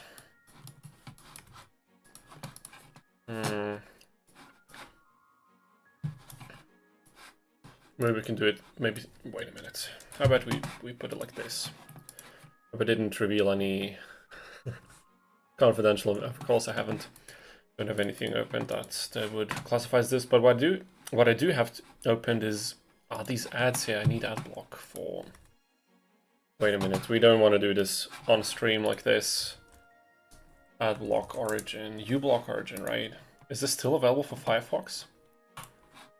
I think it is. Yeah. We are so getting this. Okay, uBlock origin, wonderful. Because honestly, these ads, I don't know, man. Even if some of these wiki sites need to be supported, I really don't feel that. Torike the goat. Torike is a cool piece. The mobility sucks though, but you know, what can you do? Okay, also has a healing effect. Soothing Earth. Would you look at that? Let's make a quick list here. We have Torike, Earth. What else is included? We have Twin-headed... What the hell was that? Oh, my controller. King Rex. Two-headed King Rex? Oh, dude. How is that monster called? Is it two-headed? Like this?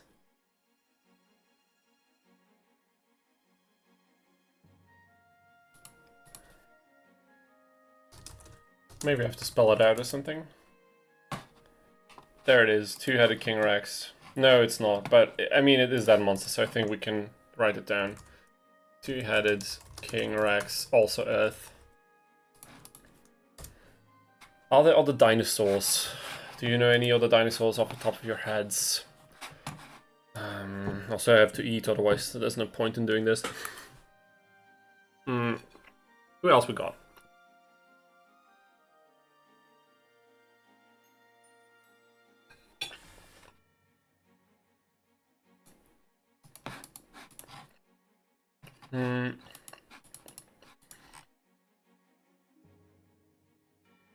Let me think. Crawling dragon? I think so.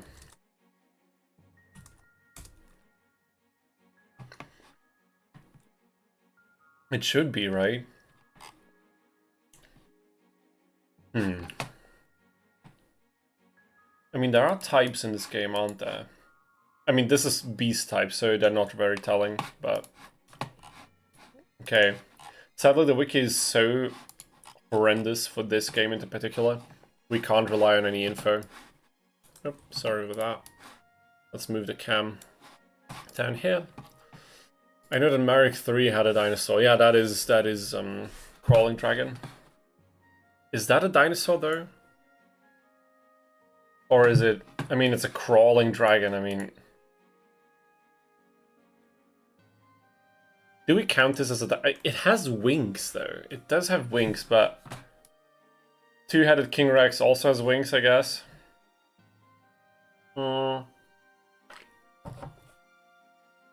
Is there a good argument for including this in the challenge run? Because the argument for two-headed King Rex is... A, it's Rex, Raptors, boss monster, so, you know... Thematically makes sense. And also, it's a dinosaur in the regular card game.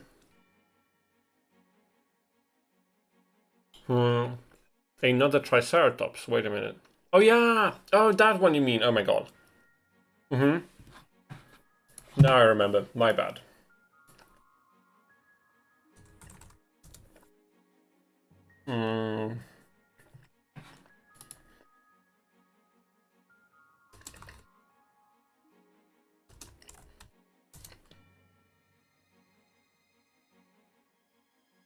There's just no info to be found. Megazola, thank you, Marquise. Thank you so much. I don't know how I would have possibly Googled this. I think the fastest way to check on this would be to go on YouTube and check a playthrough on my own VOD. Yeah. Megazola, for sure. Also Earth type. Are there any other dinosaurs?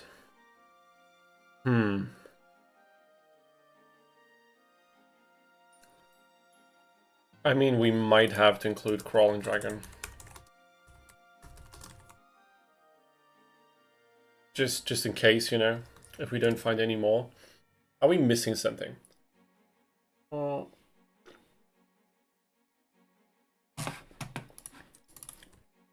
if I just type in dinosaur? Will we find anything?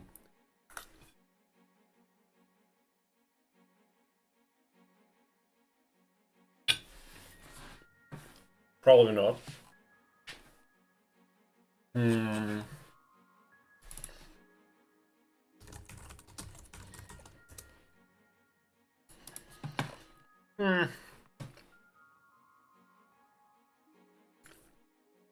Just checked out on Yu-Gi-Oh! Neuron. Just remember how it looked like. And that is a normal monster. Damn, you're good. Pretty good. Anthrosaurus in the game. I have no idea. I think it is. Isn't it? It has to be, yeah.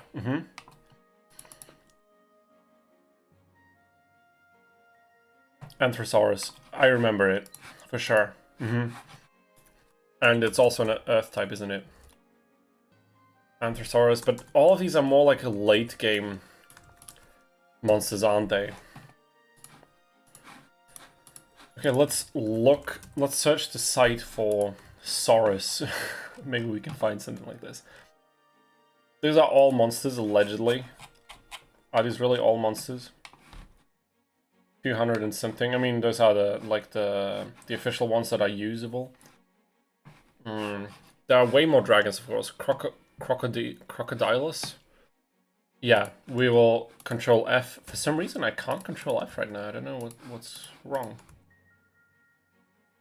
That's weird. Dude, is the keyboard not working or something? What the hell's going on? Weird. Oh, it's in the bottom. I'm just not used to using Firefox. My bad.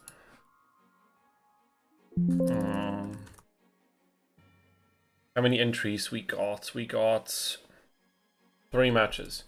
Anthrosaurus, Cybersaurus. This is in the game? I wasn't even aware, honestly. Okay. Cybersaurus is thunder. Okay, interesting, interesting. I mean, I would definitely count it. It has Saurus in the name, so... I suppose it does. And Saltasaurus and Discord, so this, of course, not gonna count. But is that really it? Luminosaur, Skull Guardian... Okay, that's not many.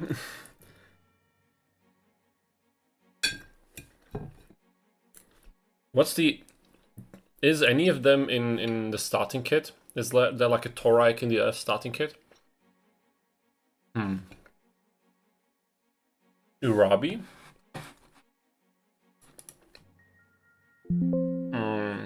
Doesn't seem like it is, sadly.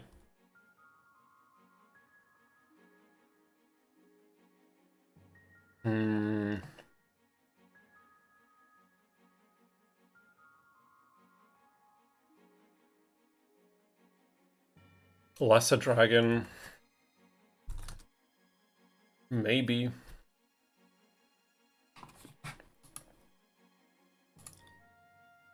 I mean, we could include Lesser Dragon on the account of this thing not having wings. Would make sense, honestly. Like, for all intents and purposes, this thing is more of a dinosaur than a dragon. Isn't it? What can I say? Playing man, anything underrated? Good question. Always good to have a few extra titles available. You get 2 to 3 Torikes in Earth starter kit. I mean, that's good, so we could do the challenge already. Just they are expensive. But the challenge theoretically could be possible, so... Can you just control F Dinosaur? Not really, because the types are not always accurate. There's no dinosaur type in this game, in the traditional sense. Because if we look at Torike, sorry, Torike is a beast type, and Ontrosaurus is a type apparently. So what the hell is that? Is this maybe an unused? But I don't think this list includes unused monsters. So, oh yeah, Crocodile is here. Is this thing?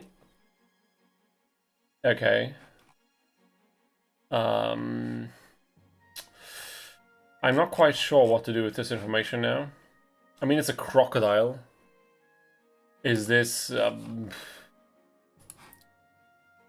reptile grappler? I wouldn't count grappler as a dinosaur. Crocodile? Nah, I don't know, man. I don't know. Justice for dinosaurs. There's sadly no justice for this game. Maybe in another one. Dungeon Worm.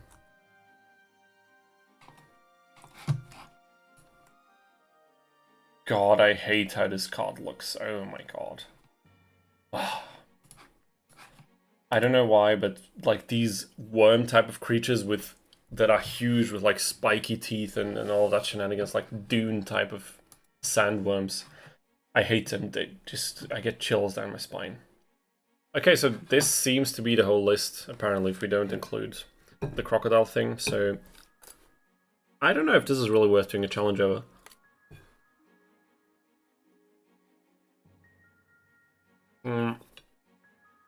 Oh, Brachioradius?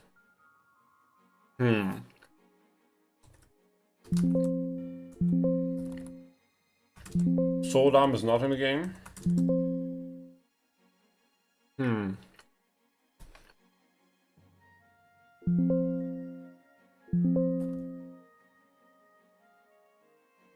Brachioradius, I can't find it.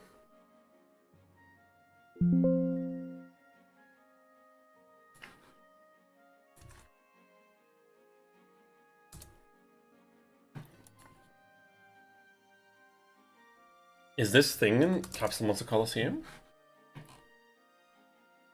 Because I'm not sure it is. I mean, 4 is enough. With Earth, Bath to HP, yeah, that's true. I think it's safe to say that this is something that this could be a challenge worth attempting.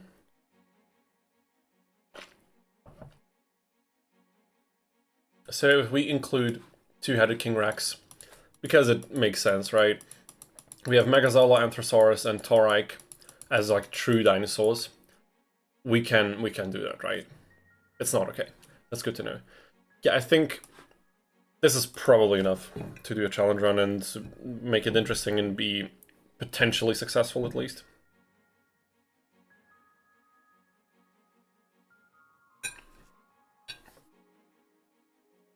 We could include chickens and chicken-like monsters, so... Is this more of a dinosaur than less a dragon? I don't know, I'll leave this up to you.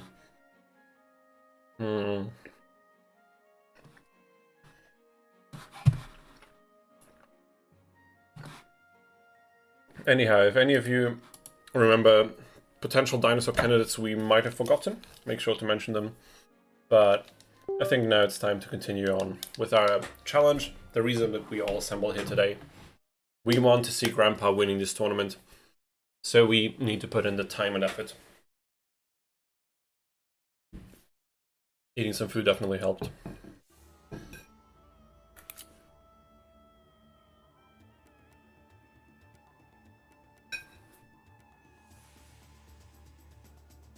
Yeah, Crimson Sunbird is a strong piece.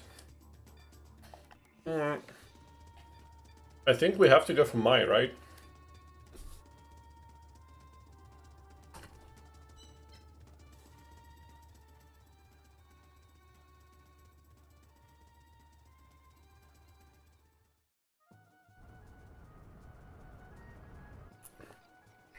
Okay, Resident Evil 1. Also have to play that at some point. I have it on my wish list ever since it came out.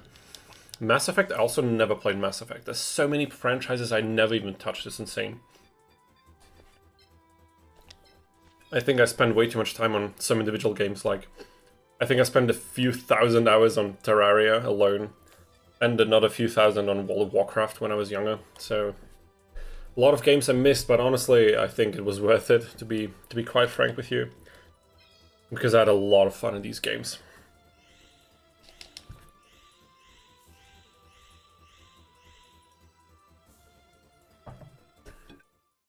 Okay.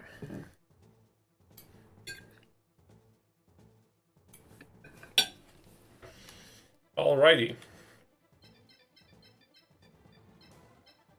Let's go mine. I'm pretty confident we can beat her.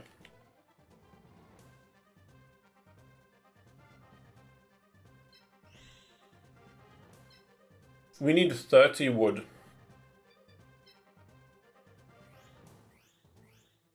And here we got it. Nice.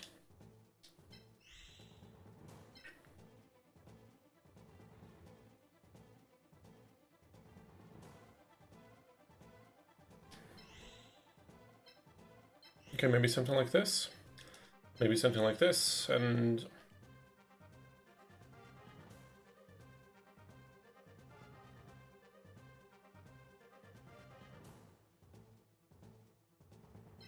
maybe something like this. Okay, monsters aligned. Mai will be very hard. Yeah, actually I forgot that she doesn't only play wind monsters but also fire. But it's okay. We'll beat her. We have Karibo. We can perfect block our Great Moth as soon as we evolve it. We can then perfect block the other Larvae Moth. At least guarantee that they survive. The other 3 pieces are really not that... I mean, Karibo is important, but the other 2 pieces... the right arm of Exodia... Let me grab my microphone and pull it... Sorry, that must have been very loud. Let me pull my microphone a bit closer towards my mouth. Artilleria says, Marquise, do yourself a favor and play the 3 games, you won't regret it. Okay, I mean, You did not direct that at me, but I will still note it, because it sounds like these games are a lot of fun. Enjoy Evolution Animation number 3 from today. Technically number 5 because we had to reload, but you know, in the essence it's only number 3. But I think this is an important step up. 160 attack, nothing to scuff at. And we can SP it immediately. This is good. I think this will be pretty fine.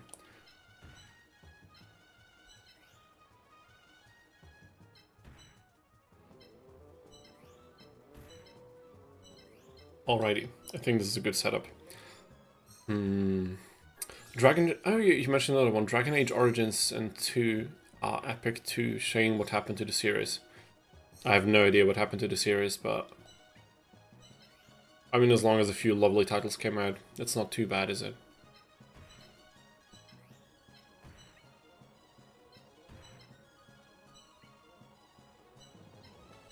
Yeah. Only like neighboring tiles. So I think we'll let Mai come to us a bit because she has a lot of mobility. So we can, yeah, look at this. Huge leap forward. More wind power, which is okay. Really doesn't matter too much to us. Okay. We want to protect our moth. We want to evolve it in this very duel, if possible, and I think it is very much possible. I think if we move this back one tile, this will bait the Shizu.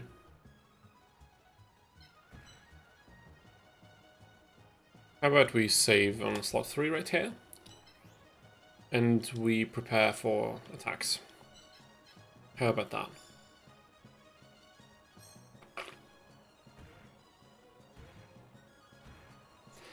One thing that I definitely want to do on stream, in probably not the near future, but at some point, you know, in the foreseeable future, I would really like to do some like jamming over some of the Yu-Gi-Oh! Video game soundtracks, because some of these are really real bangers, and I think I'm not that great at improvisation. I would really need to sharpen my improvisation skills anyway, and I think that could be a great opportunity to do that, because some of these tracks really lend themselves to play some solos or melodies over them, so that's definitely something I would like to do in a stream. But yeah, as I said, foreseeable future, not really anytime soon. I also have to fix all the technical things on that to keep everything in sync and audio leveling and all that good stuff. But probably something you will see at some point. Okay, now I need to think. We have a fire monster right up our nose. We could bait an attack. I think this... Okay, this would destroy it immediately. Would this destroy it immediately? A lot of cool games are coming out soon. We are eating good this year. Ah, that sounds amazing. Oh my god.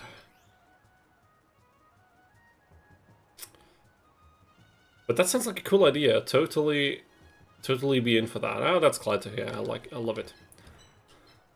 Yeah, definitely something I would like to do, combine the video game side with the music side of things and use it as a good practice opportunity, but also to kind of like really showcase the soundtracks a bit more in depth, maybe also do some general in-depth look at some video game soundtracks that are really special and unique. It's just a bit of a copyright thing that we need to be careful about, because for some games I think you could blast minutes worth of the soundtrack endlessly and they would not do anything. And for other games, it's like, if you show 5 seconds of this soundtrack, you will be insta-strike to something. Okay, now we need to figure out what to do.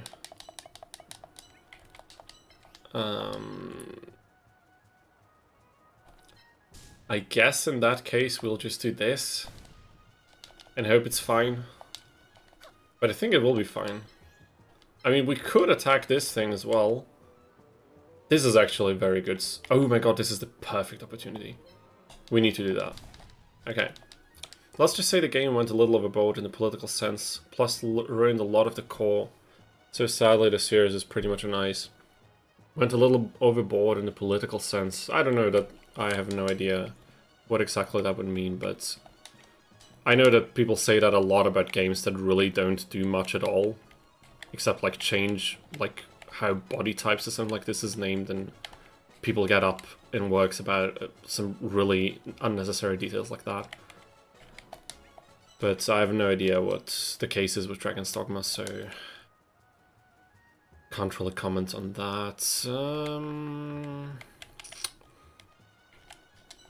What are we gonna do here? Should I bait? No, we're not baiting this attack. We'll just let him come forward.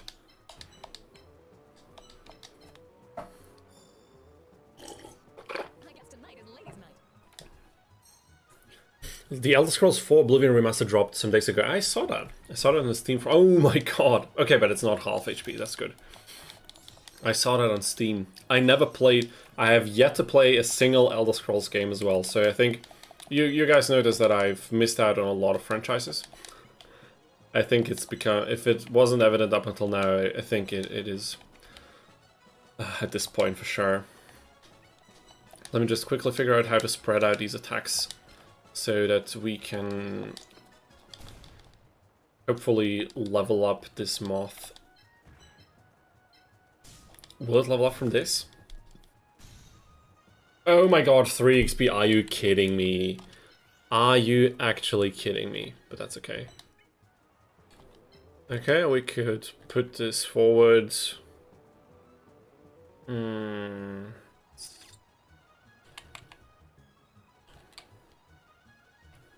That's fine. Okay, we can't move there, but... Do any of our pieces need healing? I mean... Actually, the one behind it. So I'll just use the SP because I don't think it makes much sense to move them now. And with that, I think we can send it forward. Or like, we can pass the turn. We didn't actually send anything forward.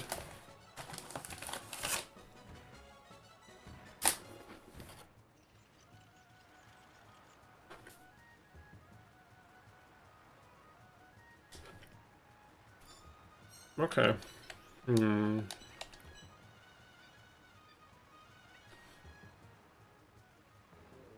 3 XP is insane.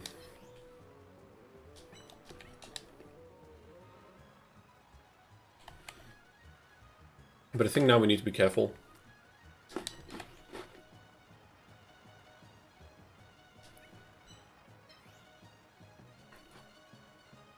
Save to the slot, just in case.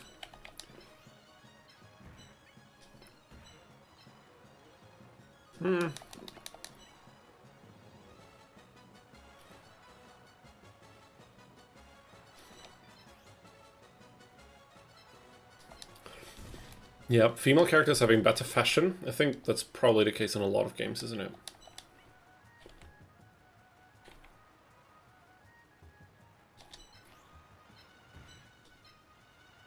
Is this enough? This is enough, okay.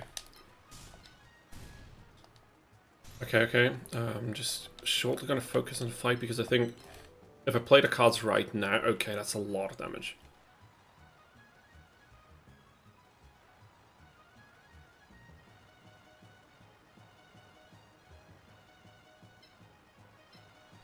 How about we do this? You're starting to annoy me. Take it easy, will you? And then we do something like this. Or maybe, what about, we could also heal up this, but that's not worth it. I think the better choice would be something like this. Yeah, the guys get the funny options more often, in my opinion, like Afros or like the Elvis has, okay. I also haven't played Skyrim, so maybe that's also Skyrim specific, but the moment you said Afro, what came to my mind was CJ from GTA San Andreas. There's so many ridiculous outfits and hairstyles you can slap on him, it's incredible. I love that game, oh my god. San Andreas is also a banger game. This is nothing. Okay, that's fair.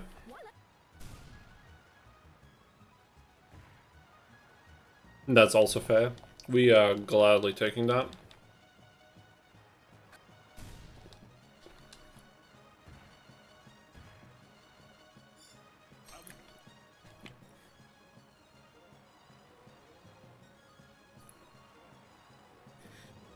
The body type thing is pretty dumb. We all know it's male and female. They just added for ESG points. It doesn't change the game due to your based on gender, but I don't know, man. If it doesn't change anything, then why would it be such a problem for people that they name it differently? Like, I really don't understand how people could get upset over that. Seems like a complete non-issue. We need to get on a tile. Okay, this is around the corner. But the one in front also has 30 wood. Okay, so... Any attack will destroy this thing. Let me just quickly check. Save slot 5. We need 3 attacks at minimum for this, for sure. We can have... Oh my god, we can have the arm attack as well. Okay, what about this? But will the arm be protected then? That's what I'm wondering. Like, we could do this. The moth gets to level up.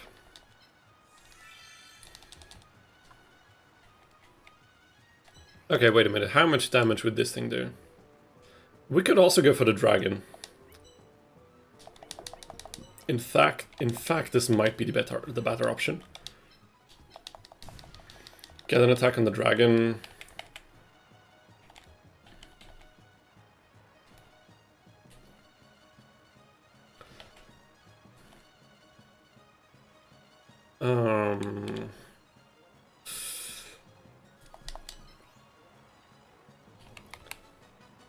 Okay, this will not be attacked by the fire monster anyway, that's good.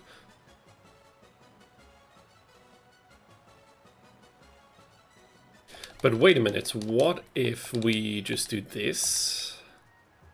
Then it will get attacked by the fire monster, but I think this is something we could risk.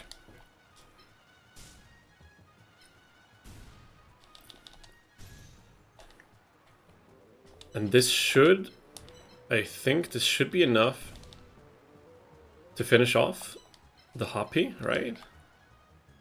Yeah, amazing. I mean, in that case...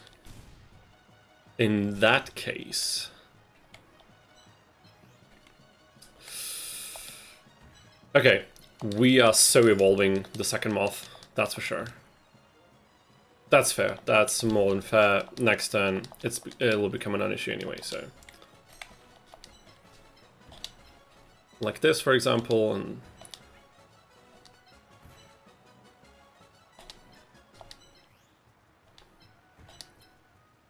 Alrighty.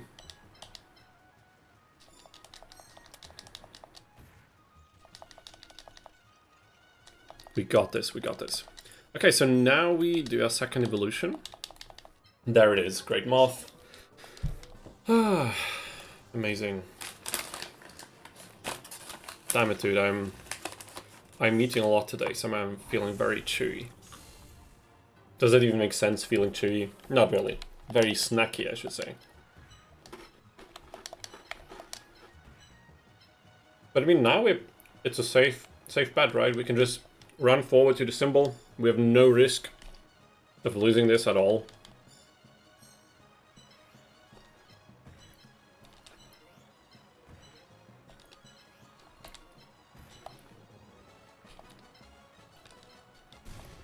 Let's get an extra attack for the 1 XP point we get. I think it's just 1, right?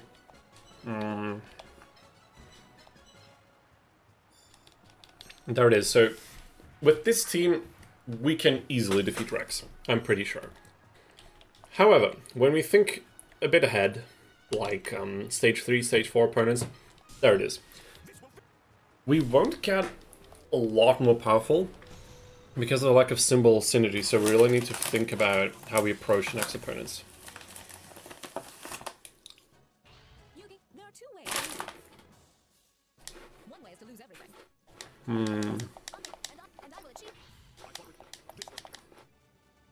Damn, that's a lot of XP. Amazing. I just want to read if you have a Switch. What game? Oh, Monster Hunter. You're talking about the new Monster Hunter, right?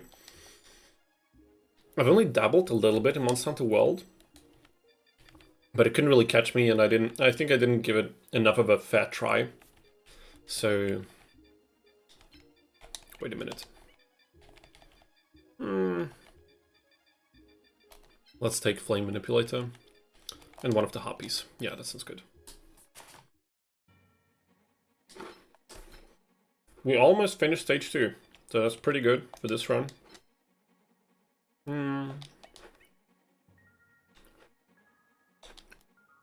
Thanks, Emil. GG to you too, for all of you sticking around. I think we can get pretty far with Grandpa. If we can win, I don't know, but so far it's going pretty well. Emil's off to bed, had fun, best of luck. Thank you so much for joining us. I'm glad you had fun. I hope to see you next time as well if you can make it. Otherwise, just whenever you next time available when we stream. Have a good night of sleep and see you soon.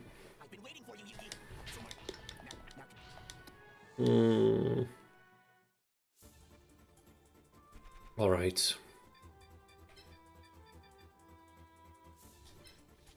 Margin says, here's an idea. You can create an achievement walkthrough. No one has done yet to my knowledge. Yeah, for sure. That was also something that I thought about when you mentioned the achievements the first time, and then I kind of lost track of it. I have no idea what kind of achievements you have in store, actually, but I remember we did one of them randomly against Pegasus with the moth, right, from the Tristan run, where you said one of the achievements was destroy both the crystal and, like, the symbol and all of the enemy's pieces.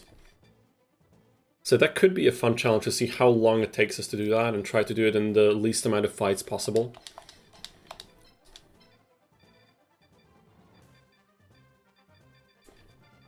Okay, sorting by level didn't really work because one of our pieces is level 1.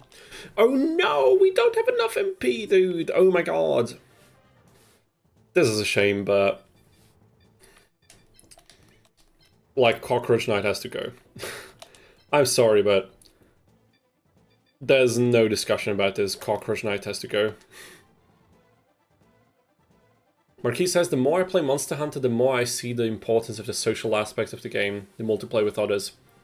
Okay, yeah, for sure. I tried a little bit with a friend of mine, but I think I just didn't spend enough time really trying to get into it, if that makes sense. That blasted MP, yeah, that's actually insane. The MP increase is ridiculous for the moths, but luckily it's pretty much only that.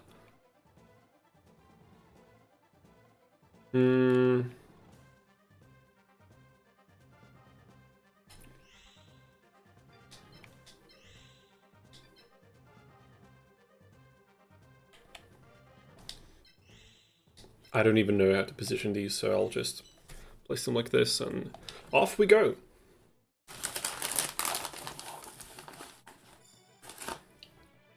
It's time to start.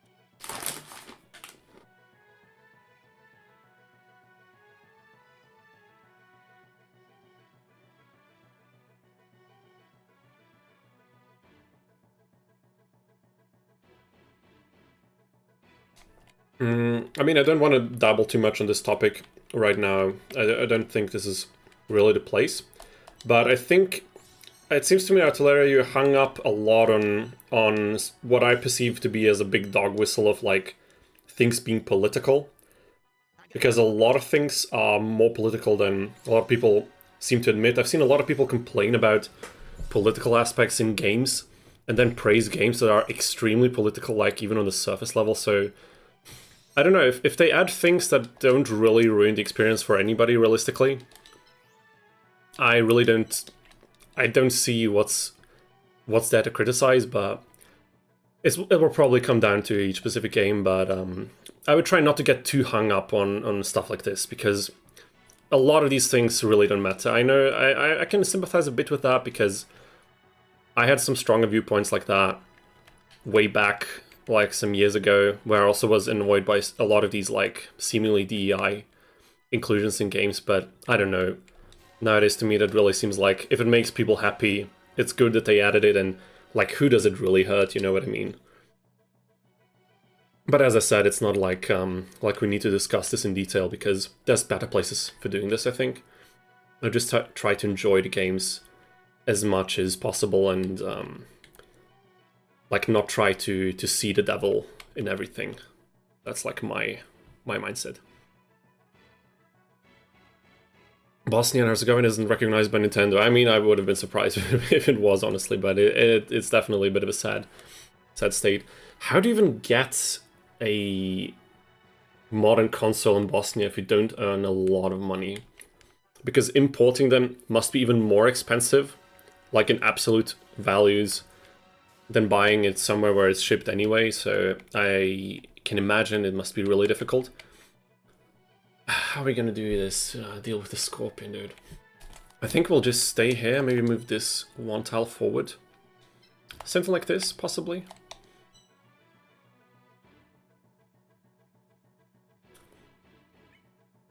Now, Pavel, I know what you mean, but I don't think this is as often the case as people claim. I know a lot of rage bait YouTubers claim that a lot, and they flip out over the most minute, mundane things, and pretend like the world is falling apart because some small aesthetic change was added or something. But like, this is such a minimal political thing, if anything, when you compare it to actual grander ideas in a lot of games that people loved back then.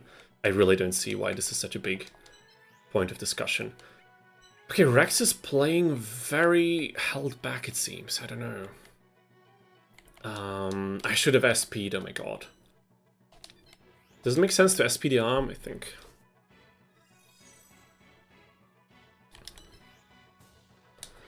Yeah, that's for sure. Like, they definitely over...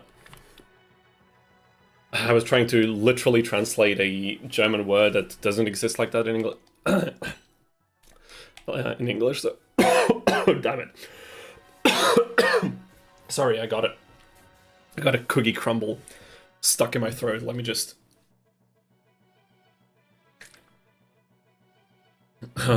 Jeez, oh my god. I mean, I used to watch a lot of these YouTubers back in the day, so I don't know, a lot of years growing up and self-reflecting have made me realize that a lot of them are really, really big babies that just rage on the internet to make money. And it works, I mean, they make a lot of ad revenue, I can imagine, so can't blame them for the hustle, but I don't know, man, if I don't know what to tell you. If renaming body types to body types instead of female and male is such a big problem, I really know that, to me, that's comical. That's honestly ridiculous if that's the biggest complaint. If the game's advertising is trying to get rage, like, you mean that the games are the games are advertising with the rage bait in mind, or I don't exactly know what you mean.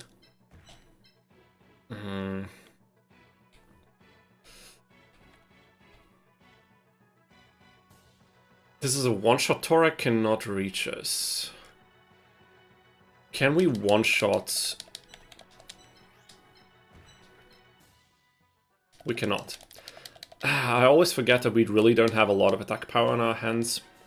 Maybe I'll protect Karibo.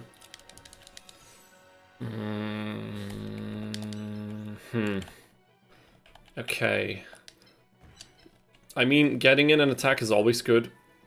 We also don't have the biggest defense though, so... It's a nightmare, we do it by rate paying the full price. Oh yeah, that's always an option, like on the topic of obtaining new consoles in Bosnia. It's such a hassle. I know back in the day getting these like bootleg copies from these stores was so easy because like cracking the consoles was incredibly easy as well, but nowadays you can't really do that, right?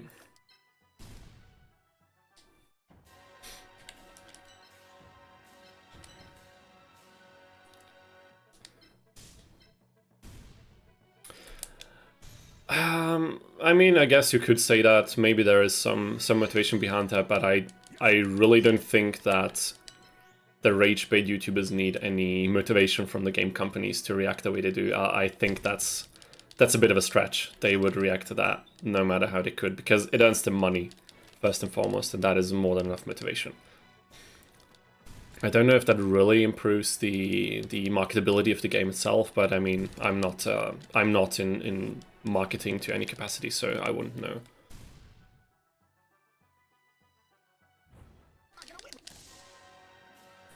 I mean, I think that's the healthiest approach if the game is good, and I think titles like Baldur's Gate 3 prove that, even if you do some things that might seem a bit ridiculous to some people. You know, the quality of the game speaks for itself, and then everything else is really secondary, isn't it? How are we gonna do this now? Let me think. These monsters are doing more damage than I would like them to. I always seem to underestimate Rex whenever I get to one of these challenges, which is really annoying.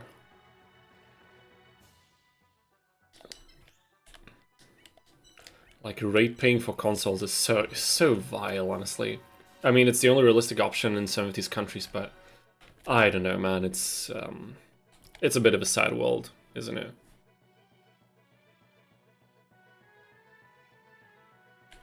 The moth needs to move back, so I think this is the only sensible play we can really do here. So what if we move back the moth? Attack here. Did I even save state? I lost the point a bit.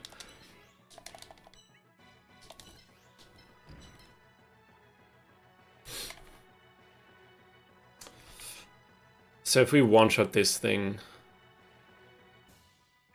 how much damage would we do to Karibo? Oh, wait a minute. Okay, no. I thought it was a moth, but this is... Oh my god, 1 point, I remember now.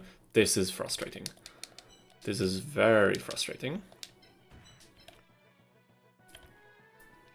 But what if we attack this Karibo instead?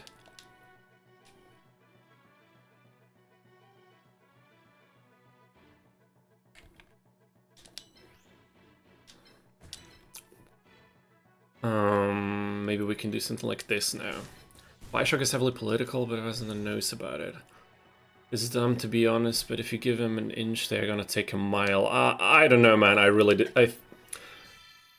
I think I know what you're getting at, but I really disagree with your take, if I understand you correctly. I think if you take a step back and look on some of these political topics from a bit more distance and really wager how much they relate to you as on a personal level or not, I think you'll find that there's way less things to get riled up about than it might have seemed before. Because I think it's really not something to be bothered by.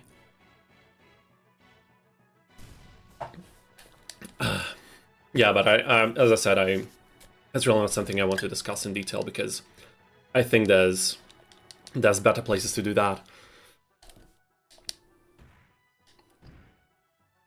And I think we're somewhat getting in trouble against the Rex here, honestly.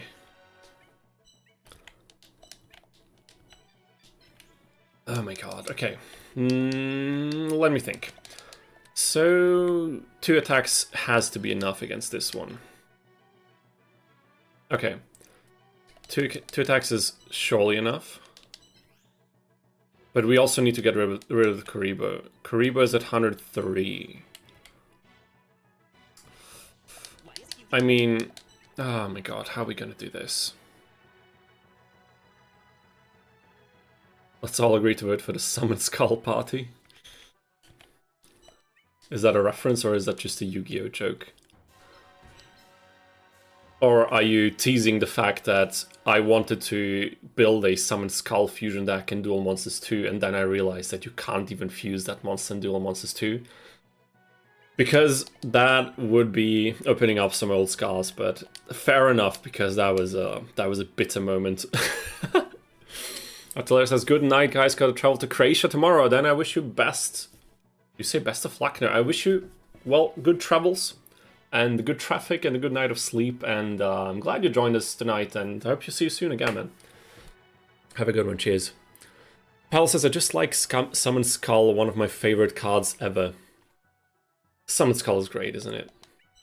Okay, guys, I need to focus now for a bit, because this, I actually like arguing a lot about topics like this, but I don't think I'm in a good position as the streamer persona to do this on stream here, because I have to provide the gameplay, and I don't want this to be limited too much by my personal opinions if it's not something that really gets out of hand, because if discussions start to get way too heated and I see things that I really don't want to see in my stream, of course I'd have to intervene, but aside from that, I'm primarily here to play Capsule Monster Coliseum, and somehow I'm doing a poor job. Like, look at this. How are we going to get out of this situation? Hated how Yugi... You're right, Pavel. When did Yugi stop using Summon Skull? I don't even remember. When was the last time? Did he use... he must have used it in the... what was this? Battle City tournament arc, right? But at some point he said... Like, did he use it in the final duels at all? Like, it was all about the god cards and everything. When did he use it the last time? I don't even remember. Okay. I just said I need to focus on the game, and then I do completely the opposite. We need to destroy this thing, we need to destroy Karibo, and we need to get this thing to safe distance. The Exodia guy, the weird one that was looking like a drug addict that Marek swooped up somewhere off the streets and offered him a little bit of money in exchange of it taking his soul and his body or something. Ah man, poor fella. That was a poor fella, wasn't he? Okay, let's get to save slot 6, because I think that one is free. I don't know, I don't remember him using it there, but we'd have to fact check this, I really don't remember. Okay, okay. I mean... Okay, this is good, this is good. I did not expect this Karibo to one-shot the other Karibo here. Oh, we got to level up, that's the reason. Okay, that's amazing. I mean, we could make a tactical move to the right now. Torai cannot follow. Twin-Headed is going to come forward. We can move back 3 fields. I think that's going to be well. Final duel of the anime against the Pharaoh. Okay, that's cool. That's actually very cool. I mean, that's more of a... like respectful send-off to the card than I would have hoped for, so it doesn't sound too bad, honestly. And what is it with Rex always moving his boss monster into this very back corner that's not even towards his own symbol? Like, is he stupid or something? No idea, but can we finish him off? No, we cannot. But maybe with the other moth, yes. Okay. Darkness attack. Almost enough to one-shot, and we are racking in some extra XP for the moths by getting the final blow. Amazing. The card game archetype that referenced the last duel got Summoned Skull, but I thought it was just to fill the roster. Apparently, that was a very respectful send-off, as I said. I think final duel, Pharaoh against... wait a minute, Pharaoh against Yugi? Or what? Which final duel are we talking about? What even was the very final duel? Wasn't that Yugi against the Pharaoh?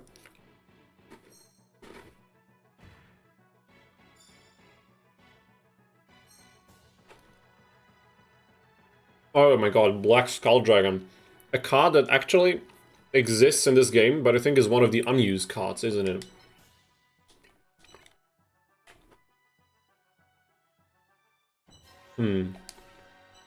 Okay, yeah, Yugi Pharaoh. Makes sense.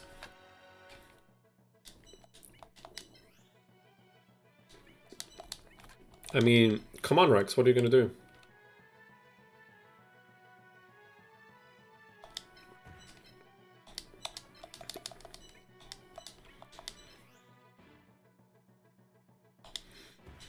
I think I'll just line up everything to attack him once he moves forward. If he moves forward, that is. And maybe we can sneak around with our other moth to run towards the symbol. For some extra XP. He does not move. What the hell is going on? Oh my god.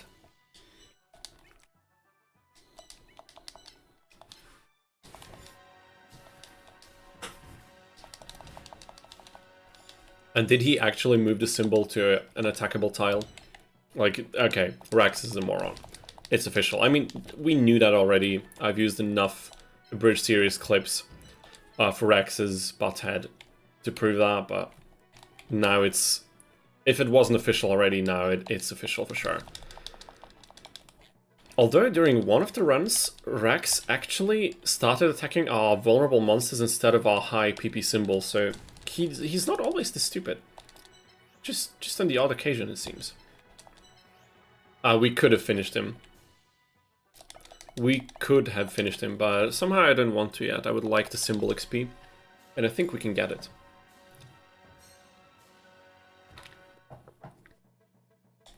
We can get it for sure, because Karibo will survive another hit like this. And luckily the moth has so much mobility that he cannot possibly escape us. It made cameos but never took the field. Wait a minute, what do you mean? A Black Luster soldier? Just like cutting Black Luster shoulder? Yeah, it's actually criminal.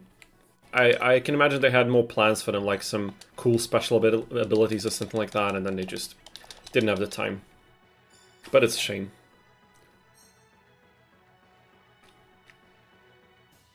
Oh, you mean Skull in general? Okay, now I got you. Yeah, the chat. Sometimes I'm skimming through various segments of the chat because I always find messages that I didn't read the first time. So maybe it's just on me. And stage 2 is cleared. Oh my god. Okay, guys. Grandpa cleared the first 10 opponents. Not necessarily the great shocker, because the last 2 fights were going well, and now we have 2 great moths at our disposal, but I think from here on out we will start to feel the lack of symbol effects. Enemies are getting tougher. Our monsters are not really getting that much stronger, right? That's the word that I was looking for. Okay, let's quickly save the game. Solomon MUTO. Okay, that was it. 3 freaking... Stage 3 done. Beautiful, isn't it? Freaking beautiful.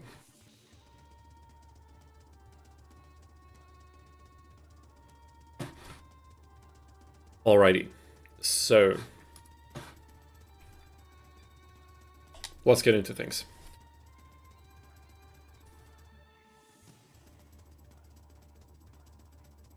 Slot 1. Who will be the first enemy of stage 3? I reckon we'll probably do like a couple more opponents until we wrap things up. And maybe, just maybe, gonna dabble a little bit into Forbidden Memories then. Because I made some amazing progress on my challenge run, where I only use cards that start with the letter M. And I was able to freaking 8-tack Pegasus. If you don't know about Forbidden Memories, if you want to get like good trap and magic cards, you need to beat the opponents in very specific ways to unlock specific drop tables. And if you don't have a single trap card in your deck that you can use, doing this specific way of 8-tacking an opponent becomes much more difficult, and you have to get really specific with how many turns do you take per duel, how many life points you have left, how many cards does your opponent have in the deck, and all of that stuff. And I managed to freaking beat Pegasus with an 8-tack multiple times with a deck that has only cards with the letter M as a starting letter, which means there are no traps available. That was such a hassle, it took me hours, but I finally did it enough times with a 15 card drop mod to get freaking Megamorph 3 times. And then I farmed Meadow Mage for 3 copies of Meteor B-Dragon, and now maybe we can do this even later on stream as like a chill out, fizzle out streaming segment. We can beat the we can try to beat the final 6 with the deck now. I don't even know if it's strong enough, but we can attempt it and see how it goes. Okay, so any suggestions? Will you evolve the moth or keep them as great? That's a great question. I might even keep them just to have a bit better stats from the level ups and the less fewer MP cost. I don't know yet, actually. I'll have to see, but the soonest we can evolve them is during the second Pegasus fight anyway, so it's nothing we can concern ourselves with right now. Okay, who are we choosing, guys? Who are we choosing? Maybe not Keith. How about we go for Bakura? Somehow I feel like dueling Bakura again.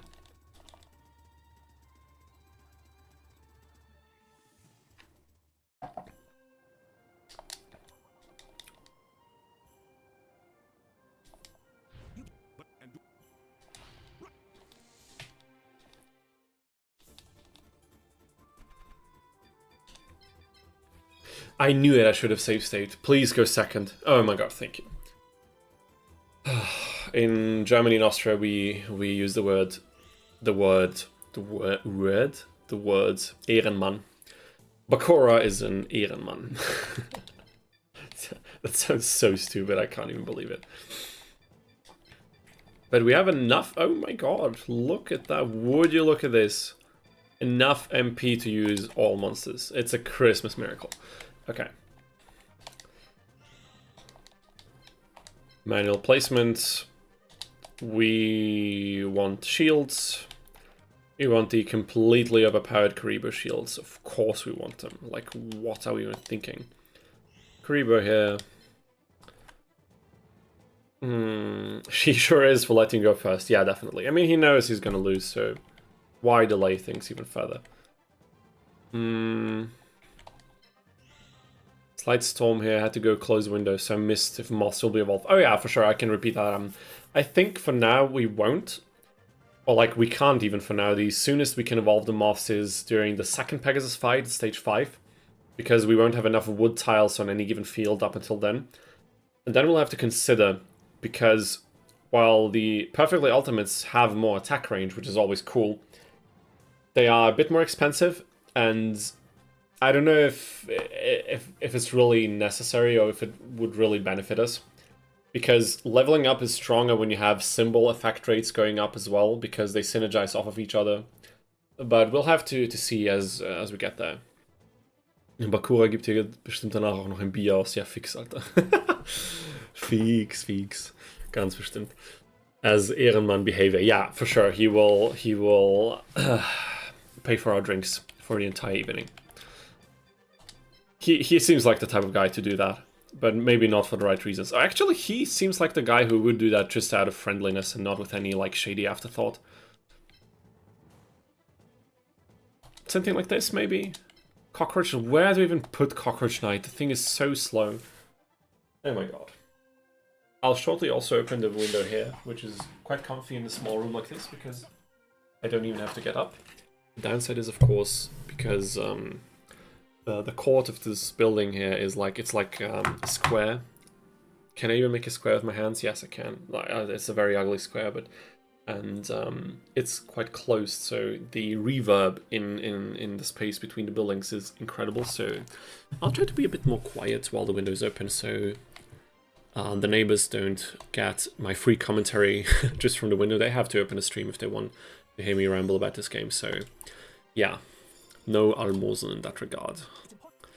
Maybe I should just start to copy Ranton and just throw in perfectly pronounced German words, or even horribly pronounced German words in many English sentences I say, just to keep things funny and interesting. Or maybe I should not do that, I don't know, maybe that would be a completely cringe idea. I mean, it's incredibly funny when he does it, but I don't know if I have, like, the swag to pull it, as we used to say when we were young. Oh my god, okay. How about we just jump forward? And I can only jump with one moth, that's sad.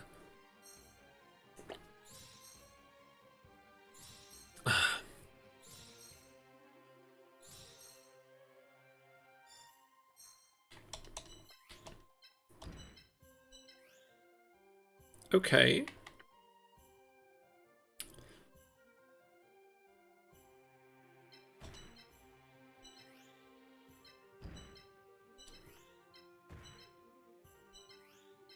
I mean, we'll just do something like this. Maybe at this point we should save state.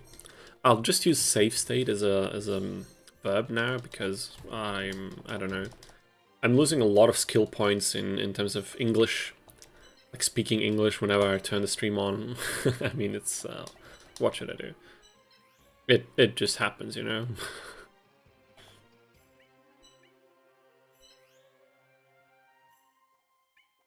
Okay, I'll just SP at this point. Can we attack the Feral Imp? Yes, we can. Amazing. Can we two-shot it? We actually can. And he will retaliate with 2 other monsters, so I don't know if we'll survive this, but I'd like to try it out. Because then we get rid of 1 piece, and that would be cool. And we get a level up, also lovely. A little bit more PP, that's always good. But, I mean, the AP count is running dangerously low, it seems. We can't even move all of our pieces when we use Karibo's SP, at least. Okay, this is not This is not dangerous, and the disadvantage here, yeah, it's gonna hit like a wet noodle. That was what I was about to say. Okay, damn it, dude, my hair is so flat again. I really need to decide in the next year or two if I want to shave my head bald or if I want to get the Turkish treatment. Get a nice old hair transplant, because it's getting quite thin at the front, and you might not notice if you haven't looked at my cam in some of the streams, but I have quite long hair and I actually really like my hair, and also got some very good, very positive responses from the right people that I can pull long hair very well, so I would like to keep it, but you know, the genes from my mother's male family, they have a different opinion. So I'll have to see how I arrange myself with that, but yeah. Okay, let's take a look at what we are supposed to do here now. We could just get rid of Karibo. It's just the forfeit effect. Performing in front of everyone makes one worse. Yeah, true. I hate that this is a thing, but it is a thing, and I feel like every single performance I've ever had on stage, I've never been able to get around that. I mean, I'm still in my 20s, maybe this is something that you get way better at with age, but honestly I think there's just some people that get way less nervous, and the forfeit effect is way less significant for some. I don't know, but maybe I'm also lucky, because even though I do get very, like when I play concerts and shows like that, I do tend to get extremely nervous, but I have yet to have a performance where I really screw up dramatically. Like, I don't know, maybe I never explained this, but I study at a music university, and we have regular, like, I study for 2 degrees. One is like in the sphere of classical music, and the other one is more like pop, jazz, stuff like that. And in the classical sphere of things, there are recitals where students perform pieces that I'm working on currently to kind of, on one hand, to offer like free cultural programs, I guess, for citizens, since a lot of that is state funded, but also to practice performances, of course. And I've seen some colleagues of mine be in such unpleasant situations, like forgetting completely what they're supposed to play, like completely blacking out, and I'd hate to be in that kind of situation, and luckily I've never been in something like this. I've forgotten small segments or how things continue, but I've always found back in on time, right? So that it didn't really feel too embarrassing, and damn it. I've seen some very unpleasant stuff. So I think I'm one of the luckier ones. Philia, same here, can't have long hair as well, and I have pretty nice locks. Had close to an afro. Damn, an afro, that sounds incredible. I would really like to see that. I find afros pretty impressive, because I don't know how the hell I would even get close to have one, but I don't think I have the hair type for that anyway, so I think it's probably for the better. Let's just quickly see if our moth can destroy this thing in one hit. It can, that's good. I mean, my hair also tends to get these, like, do you even call them locks in English? I suppose, I mean, you all know it, otherwise you wouldn't have written it, but I get these when my hair is freshly washed and dried. And the problem is also, and maybe this is TMI for some of you guys, but I sweat a lot. I sweat very easily at higher temperatures, or when I like do physical activity. So whenever I have hair in my neck, when I wear my hair open, I start sweating so quickly. It's really to detriment, because I like having my hair open, you know, and I think it looks better than when I have the man bun in most situations, but it's just, it's so uncomfortable that I just don't do it most of the time. Damn it, didn't expect that I would ramble about hair for like 10 minutes in the stream, but you know, we take it as it comes. That's all nice and dandy. And we've almost defeated Bakura. Damn it, dude. Incredible. Yes.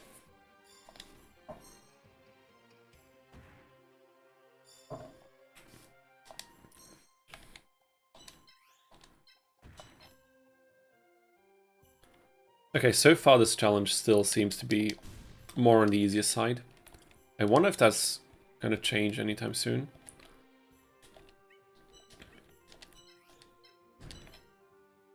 Okay, we can finish the fight right here, and I don't know if I want to risk it. I'll just go for the finishing blow. I don't feel like chasing the symbol right now, and I think we'll be well off this way, because if we evolve the moss later on, it probably won't matter, and we don't really get that many stats anyway. So Marjamama says, "Man, I can't get enough of this game, just like how some people can't get enough of chess." I understand you completely. Damn it. I'm so glad I found other people that feel similar to me. It's great.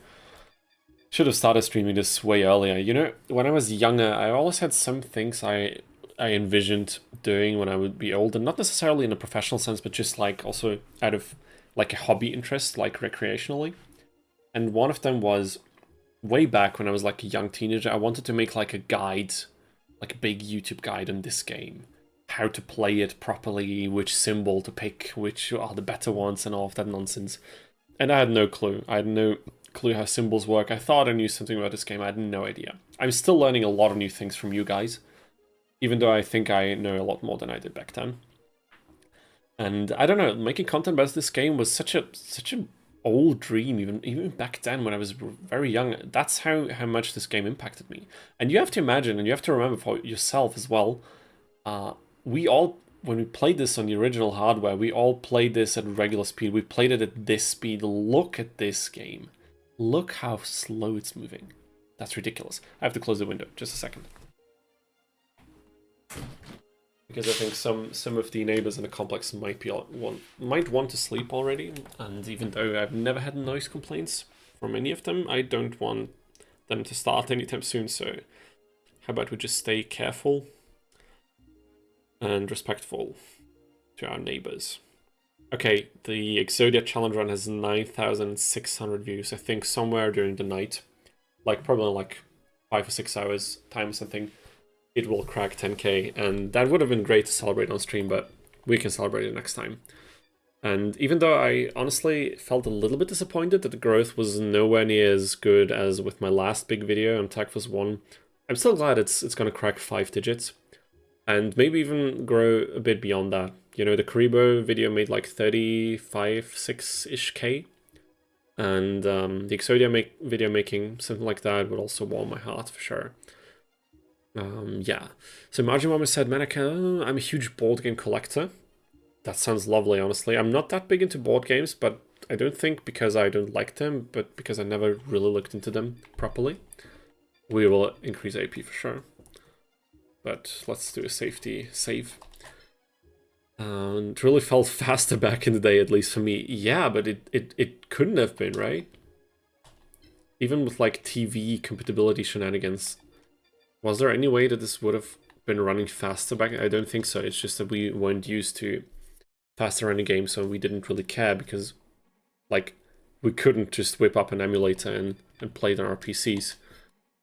Technology really advanced, and for some things, some very minute, completely irrelevant, but to us, you know, some are still relevant things like playing old PS2 games on our PCs at double speed. I like that I'm living in this time right now and not like 40 years ago.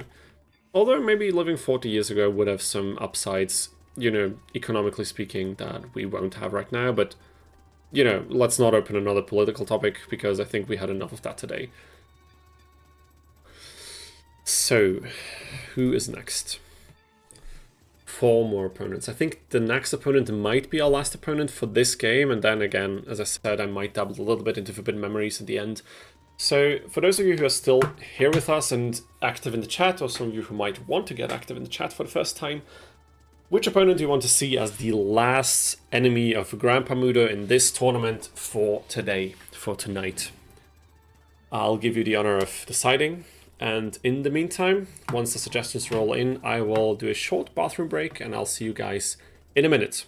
Way sooner than the last break, so don't go anywhere.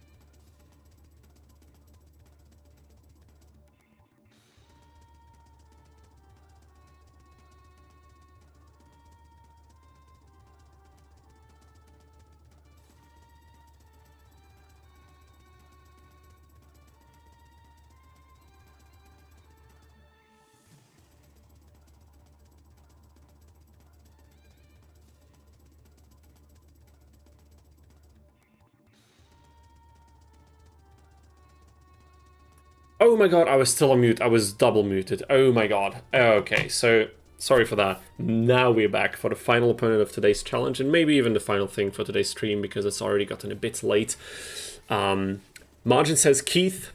Marquis says Keith, you know, listing good reasons. And the Bridged fan, I think first time in the stream, at least in the chat. So thank you so much for participating. Thank you for watching. Really nice to see you in the chat as well. Also says Pegasus is one of my favorite characters, but I'd love to see Keith. Just watched the Exodia video and you mentioned always playing him first, so it feels odd to leave him out. I mean, it seems like you three are completely in unison. You all want to see Keith, so Keith is who you will get. The final opponent of today. Let's go. Wait a minute. Saving. Now we can go. Alrighty. So, since it's gotten a bit late and my voice is actually really cracking me up, I had to teach today for a few hours. I was also a bit heavy on my voice. I might actually shut the stream after this opponent, so we might save the Forbidden Memory shenanigans for next time. I'm not really sure about that, but maybe we just end it on this note and then we round this off nicely. We lost. Nice. He goes second. That is always appreciated. Let's grab another cookie. Another mediocre cookie, and then we are off to go.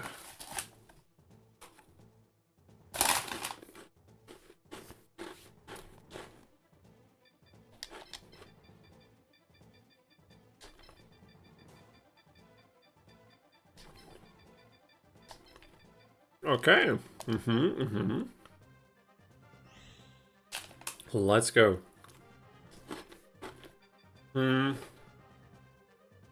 Bridge fan says, thank you, nice to see this game getting some love. Definitely my favorite YGO game as a kid. Wow, nice. So many people who love this game, I would have never known. So glad you liked it as well. There's a lot more of this coming in the future, both in terms of videos and streams. Videos, not so much, because while we have so much content that I could edit and pack up into videos, the process of editing them just takes so long, and currently I'm probably having some of the busiest phases in my life yet, so sadly I don't have that much time to spare for editing, even though I would love to do more, but, you know, other things have priority since this is not my main source of income, but still love to do it whenever I find the time.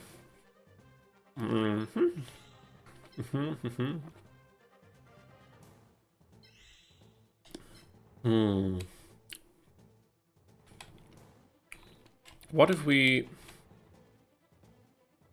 This could be good.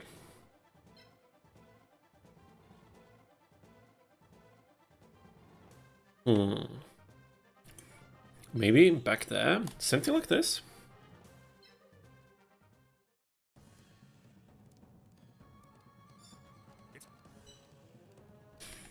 A random thought right now, but who is your guys' favorite villain in the entire franchise? Like Yu-Gi-Oh! Not just classic, but overall. Like, spill the beans. Who is your favorite? I mean, short disclaimer, I don't know all of them. The youngest anime that I have seen is 5Ds, and I haven't seen all of it, and I barely remember anything from it, because back then I was still pretty young. But I think, for me, it's either Yami Bakura, even though due to his very poor and weird treatment in the anime, I love the idea behind that character, and especially the abridged, like the jokes in the abridged version with Sork and everything. And I would say probably also Darts, even though he's a spin-off villain. I don't know, I really liked the Orichalcus Saga. I loved the soundtrack of it, the aesthetics of it, the dragons, I don't know. Everything about that. I don't know, that Darts was just... I think he would probably be my #1 pick overall. I don't know if that's controversial, but... Powell says Marek or Pegasus? Good choices. Marek is not particularly my favorite, but I can definitely see the appeal, and Pegasus is always a great choice. A British fan says Pegasus for sure. I mean, you already mentioned that, of course. Unless Carly from 5Ds counts, which I don't think she does. Honestly, I don't know who Kali is from 5Ds. Was that like a major villain character or someone else? Because your question makes it seem like this might not be a proper villain at all, but I'm not quite sure. The dark side of Merrick, especially his voice. Yeah, fair enough. That was quite creepy for the time and the context of it.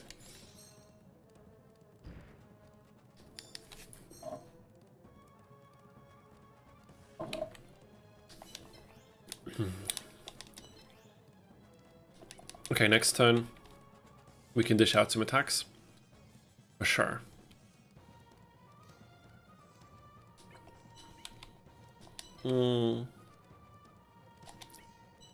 I mean, we could SP now, for what it's worth. And maybe move Cockroach Knight to the middle, after all. He will summon these two. We could still run forward. Maybe to get a quick snag on Barrel Dragon while we're at it. I should have... Damn it, I should have planned ahead for this. I should have SP'd... He's not gonna do it. Okay, wow. This is huge. Guys, this is freaking huge.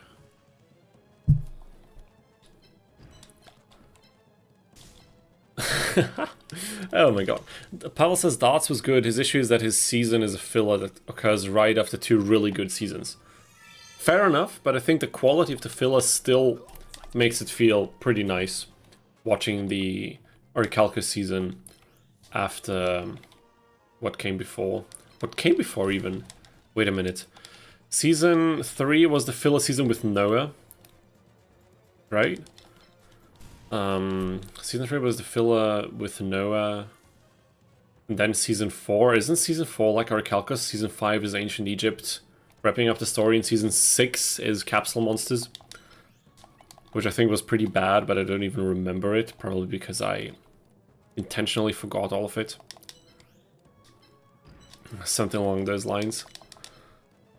I think it was Season 4.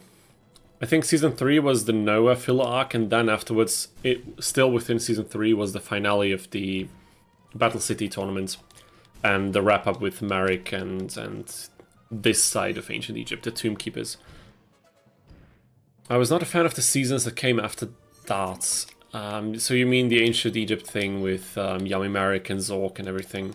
I'd have to rewatch it to give you like a proper opinion on it. Because I loved the concept that it exists. But I also remember that I didn't like the execution of it that much. So not quite sure what my opinion on it would be nowadays. But just look at what is that? What is he even doing? Keith, you moron. I might have gotten away with... maybe I would have gotten away with one-shotting the Scorpion first. No, we couldn't have one-shotted. Okay, never mind. So this was the right... This was a good order of events. We don't have enough AP. That is a shame. We still need more AP. Still not enough. So we will put the levels, like the level ups for the symbols, to good use. Great concept, but it felt like the show on life support. I mean, I know what you mean. Definitely resonated with that statement. Oh, that statement resonates with me. Is that the proper way to say it? I think it is. I don't know. I'm really not that sure. Will this thing even survive long enough? Probably not, right?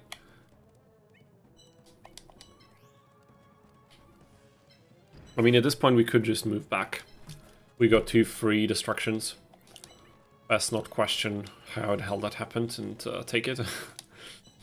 Take it like it comes. But we can attack once. We can attack twice. Noah season also had a lot of potential, but it was very boring. I remember falling asleep watching it. Yeah, like when I remember the concept of it, very cool.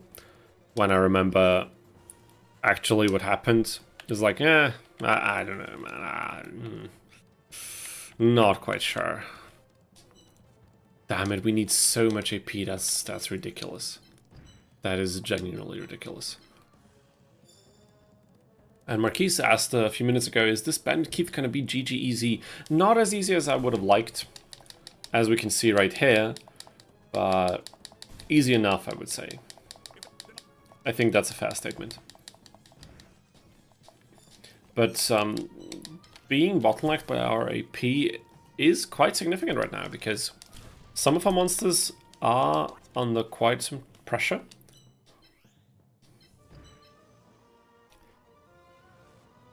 I think this way we'll be able to do it.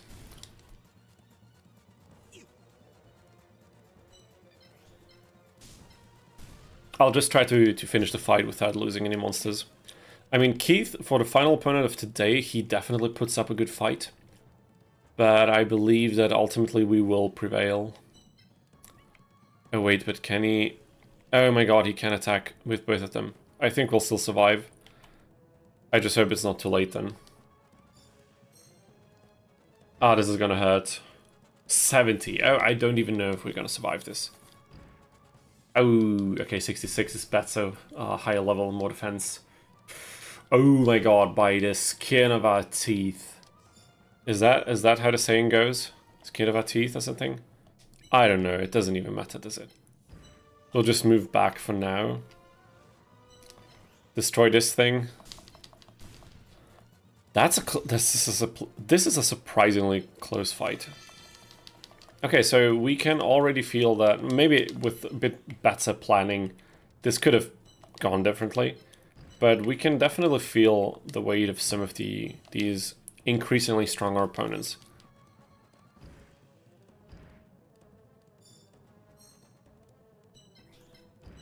I'm just gonna save in case I make a stupid mistake out of being tired or something. Ah, god damn it. Okay, one more piece and it's diagonal only. So I think at this point it's safe to say that we'll be able to take this. But, I mean, we got two free destructions, which might have made us do some initial mistakes, you know, but still, good fight that Keith put up here. Definitely respectable. Probably the only thing that's respectable about his character at all, but, you know, we gotta give it to him.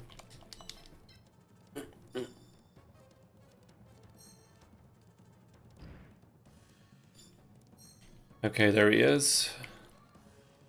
Oh my god, and there's an obstacle in the way, but that's okay. How about we leave these unattackable? Now we have to pay close attention. Okay, he can't move this way anyway, but still, how about we just don't align them at all, so there is literally zero chance of him attacking. I think that was a good idea. Now we just move forward like this. Something like this.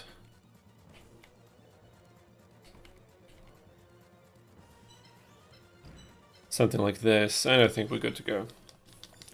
Okay, this is probably the last two turns we're gonna play in this duel. And will mark the end of this challenge, of today's challenge. Grandpa MUTO, we've come pretty far. I'm quite satisfied with how this has been going. And I don't know how you guys feel about finishing the entire game like this, but since we're not solely relying on darkness monsters and we have more than a couple of pieces, I think we're doing pretty well. I think we have a legitimate shot at this. Of course, I don't want to be too quick on anything. You know, we have to wait and see how things progress, but overall, I think we're doing pretty fine. We have a good shot. Because the light monsters won't be a huge... What is he doing? The light monsters won't be a huge problem for us, I think. And I can't really imagine any other opponent really making this problematic for us. I just don't see it. But this will not be enough to win. But next turn, we have this in the bag. One more turn, come on. Keith has to fall. Yeah, he would like to try another desperation move, but it's just too little too late.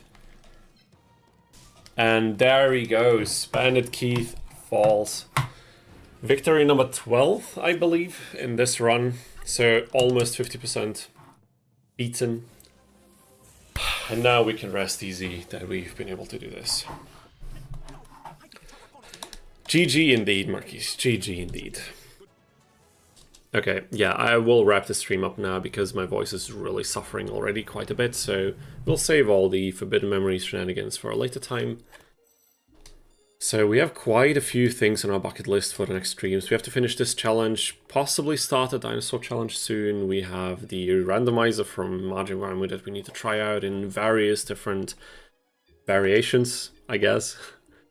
A lot on our plate, but that's good because Capsule Monster Coliseum fans are finally eating. And that is all we want. Grandpa has also been eating quite a lot, so now he needs to take a long sleep to refuel his batteries for the next time. And I hope you guys will also do the same. To everyone who was in the stream, participated live, or is watching this right now on YouTube, and especially to you guys who keep coming back every week, every time we stream this, silently watching or participating in the chat, giving me some fuel for commentary and, you know, arguing or discussing things with each other. Thank you so much for participating. I really appreciate it. I'm so glad we're building a small community here. I really love to see it. Yeah, this was Capsule Monster Coliseum Grandpa Challenge up until about half of it, and we will continue next time. Next week is May 1st. I don't think I'll be streaming on May 1st because that's a holiday and I'll probably be riled up in some activity with friends or family, which is always good. So next stream is probably in 2 weeks, except if I move it onto a different weekday, but I'm not sure if that will work next week yet. So I might do another community post so you guys can chime in on the decision. Anyhow, I wish you a nice weekend, a relaxing weekend, a nice rest of the week, and a great 1st of May if no stream happens up until then. And yeah, thanks for tuning in, thanks for watching, and I'll see you guys in the next one. Take care.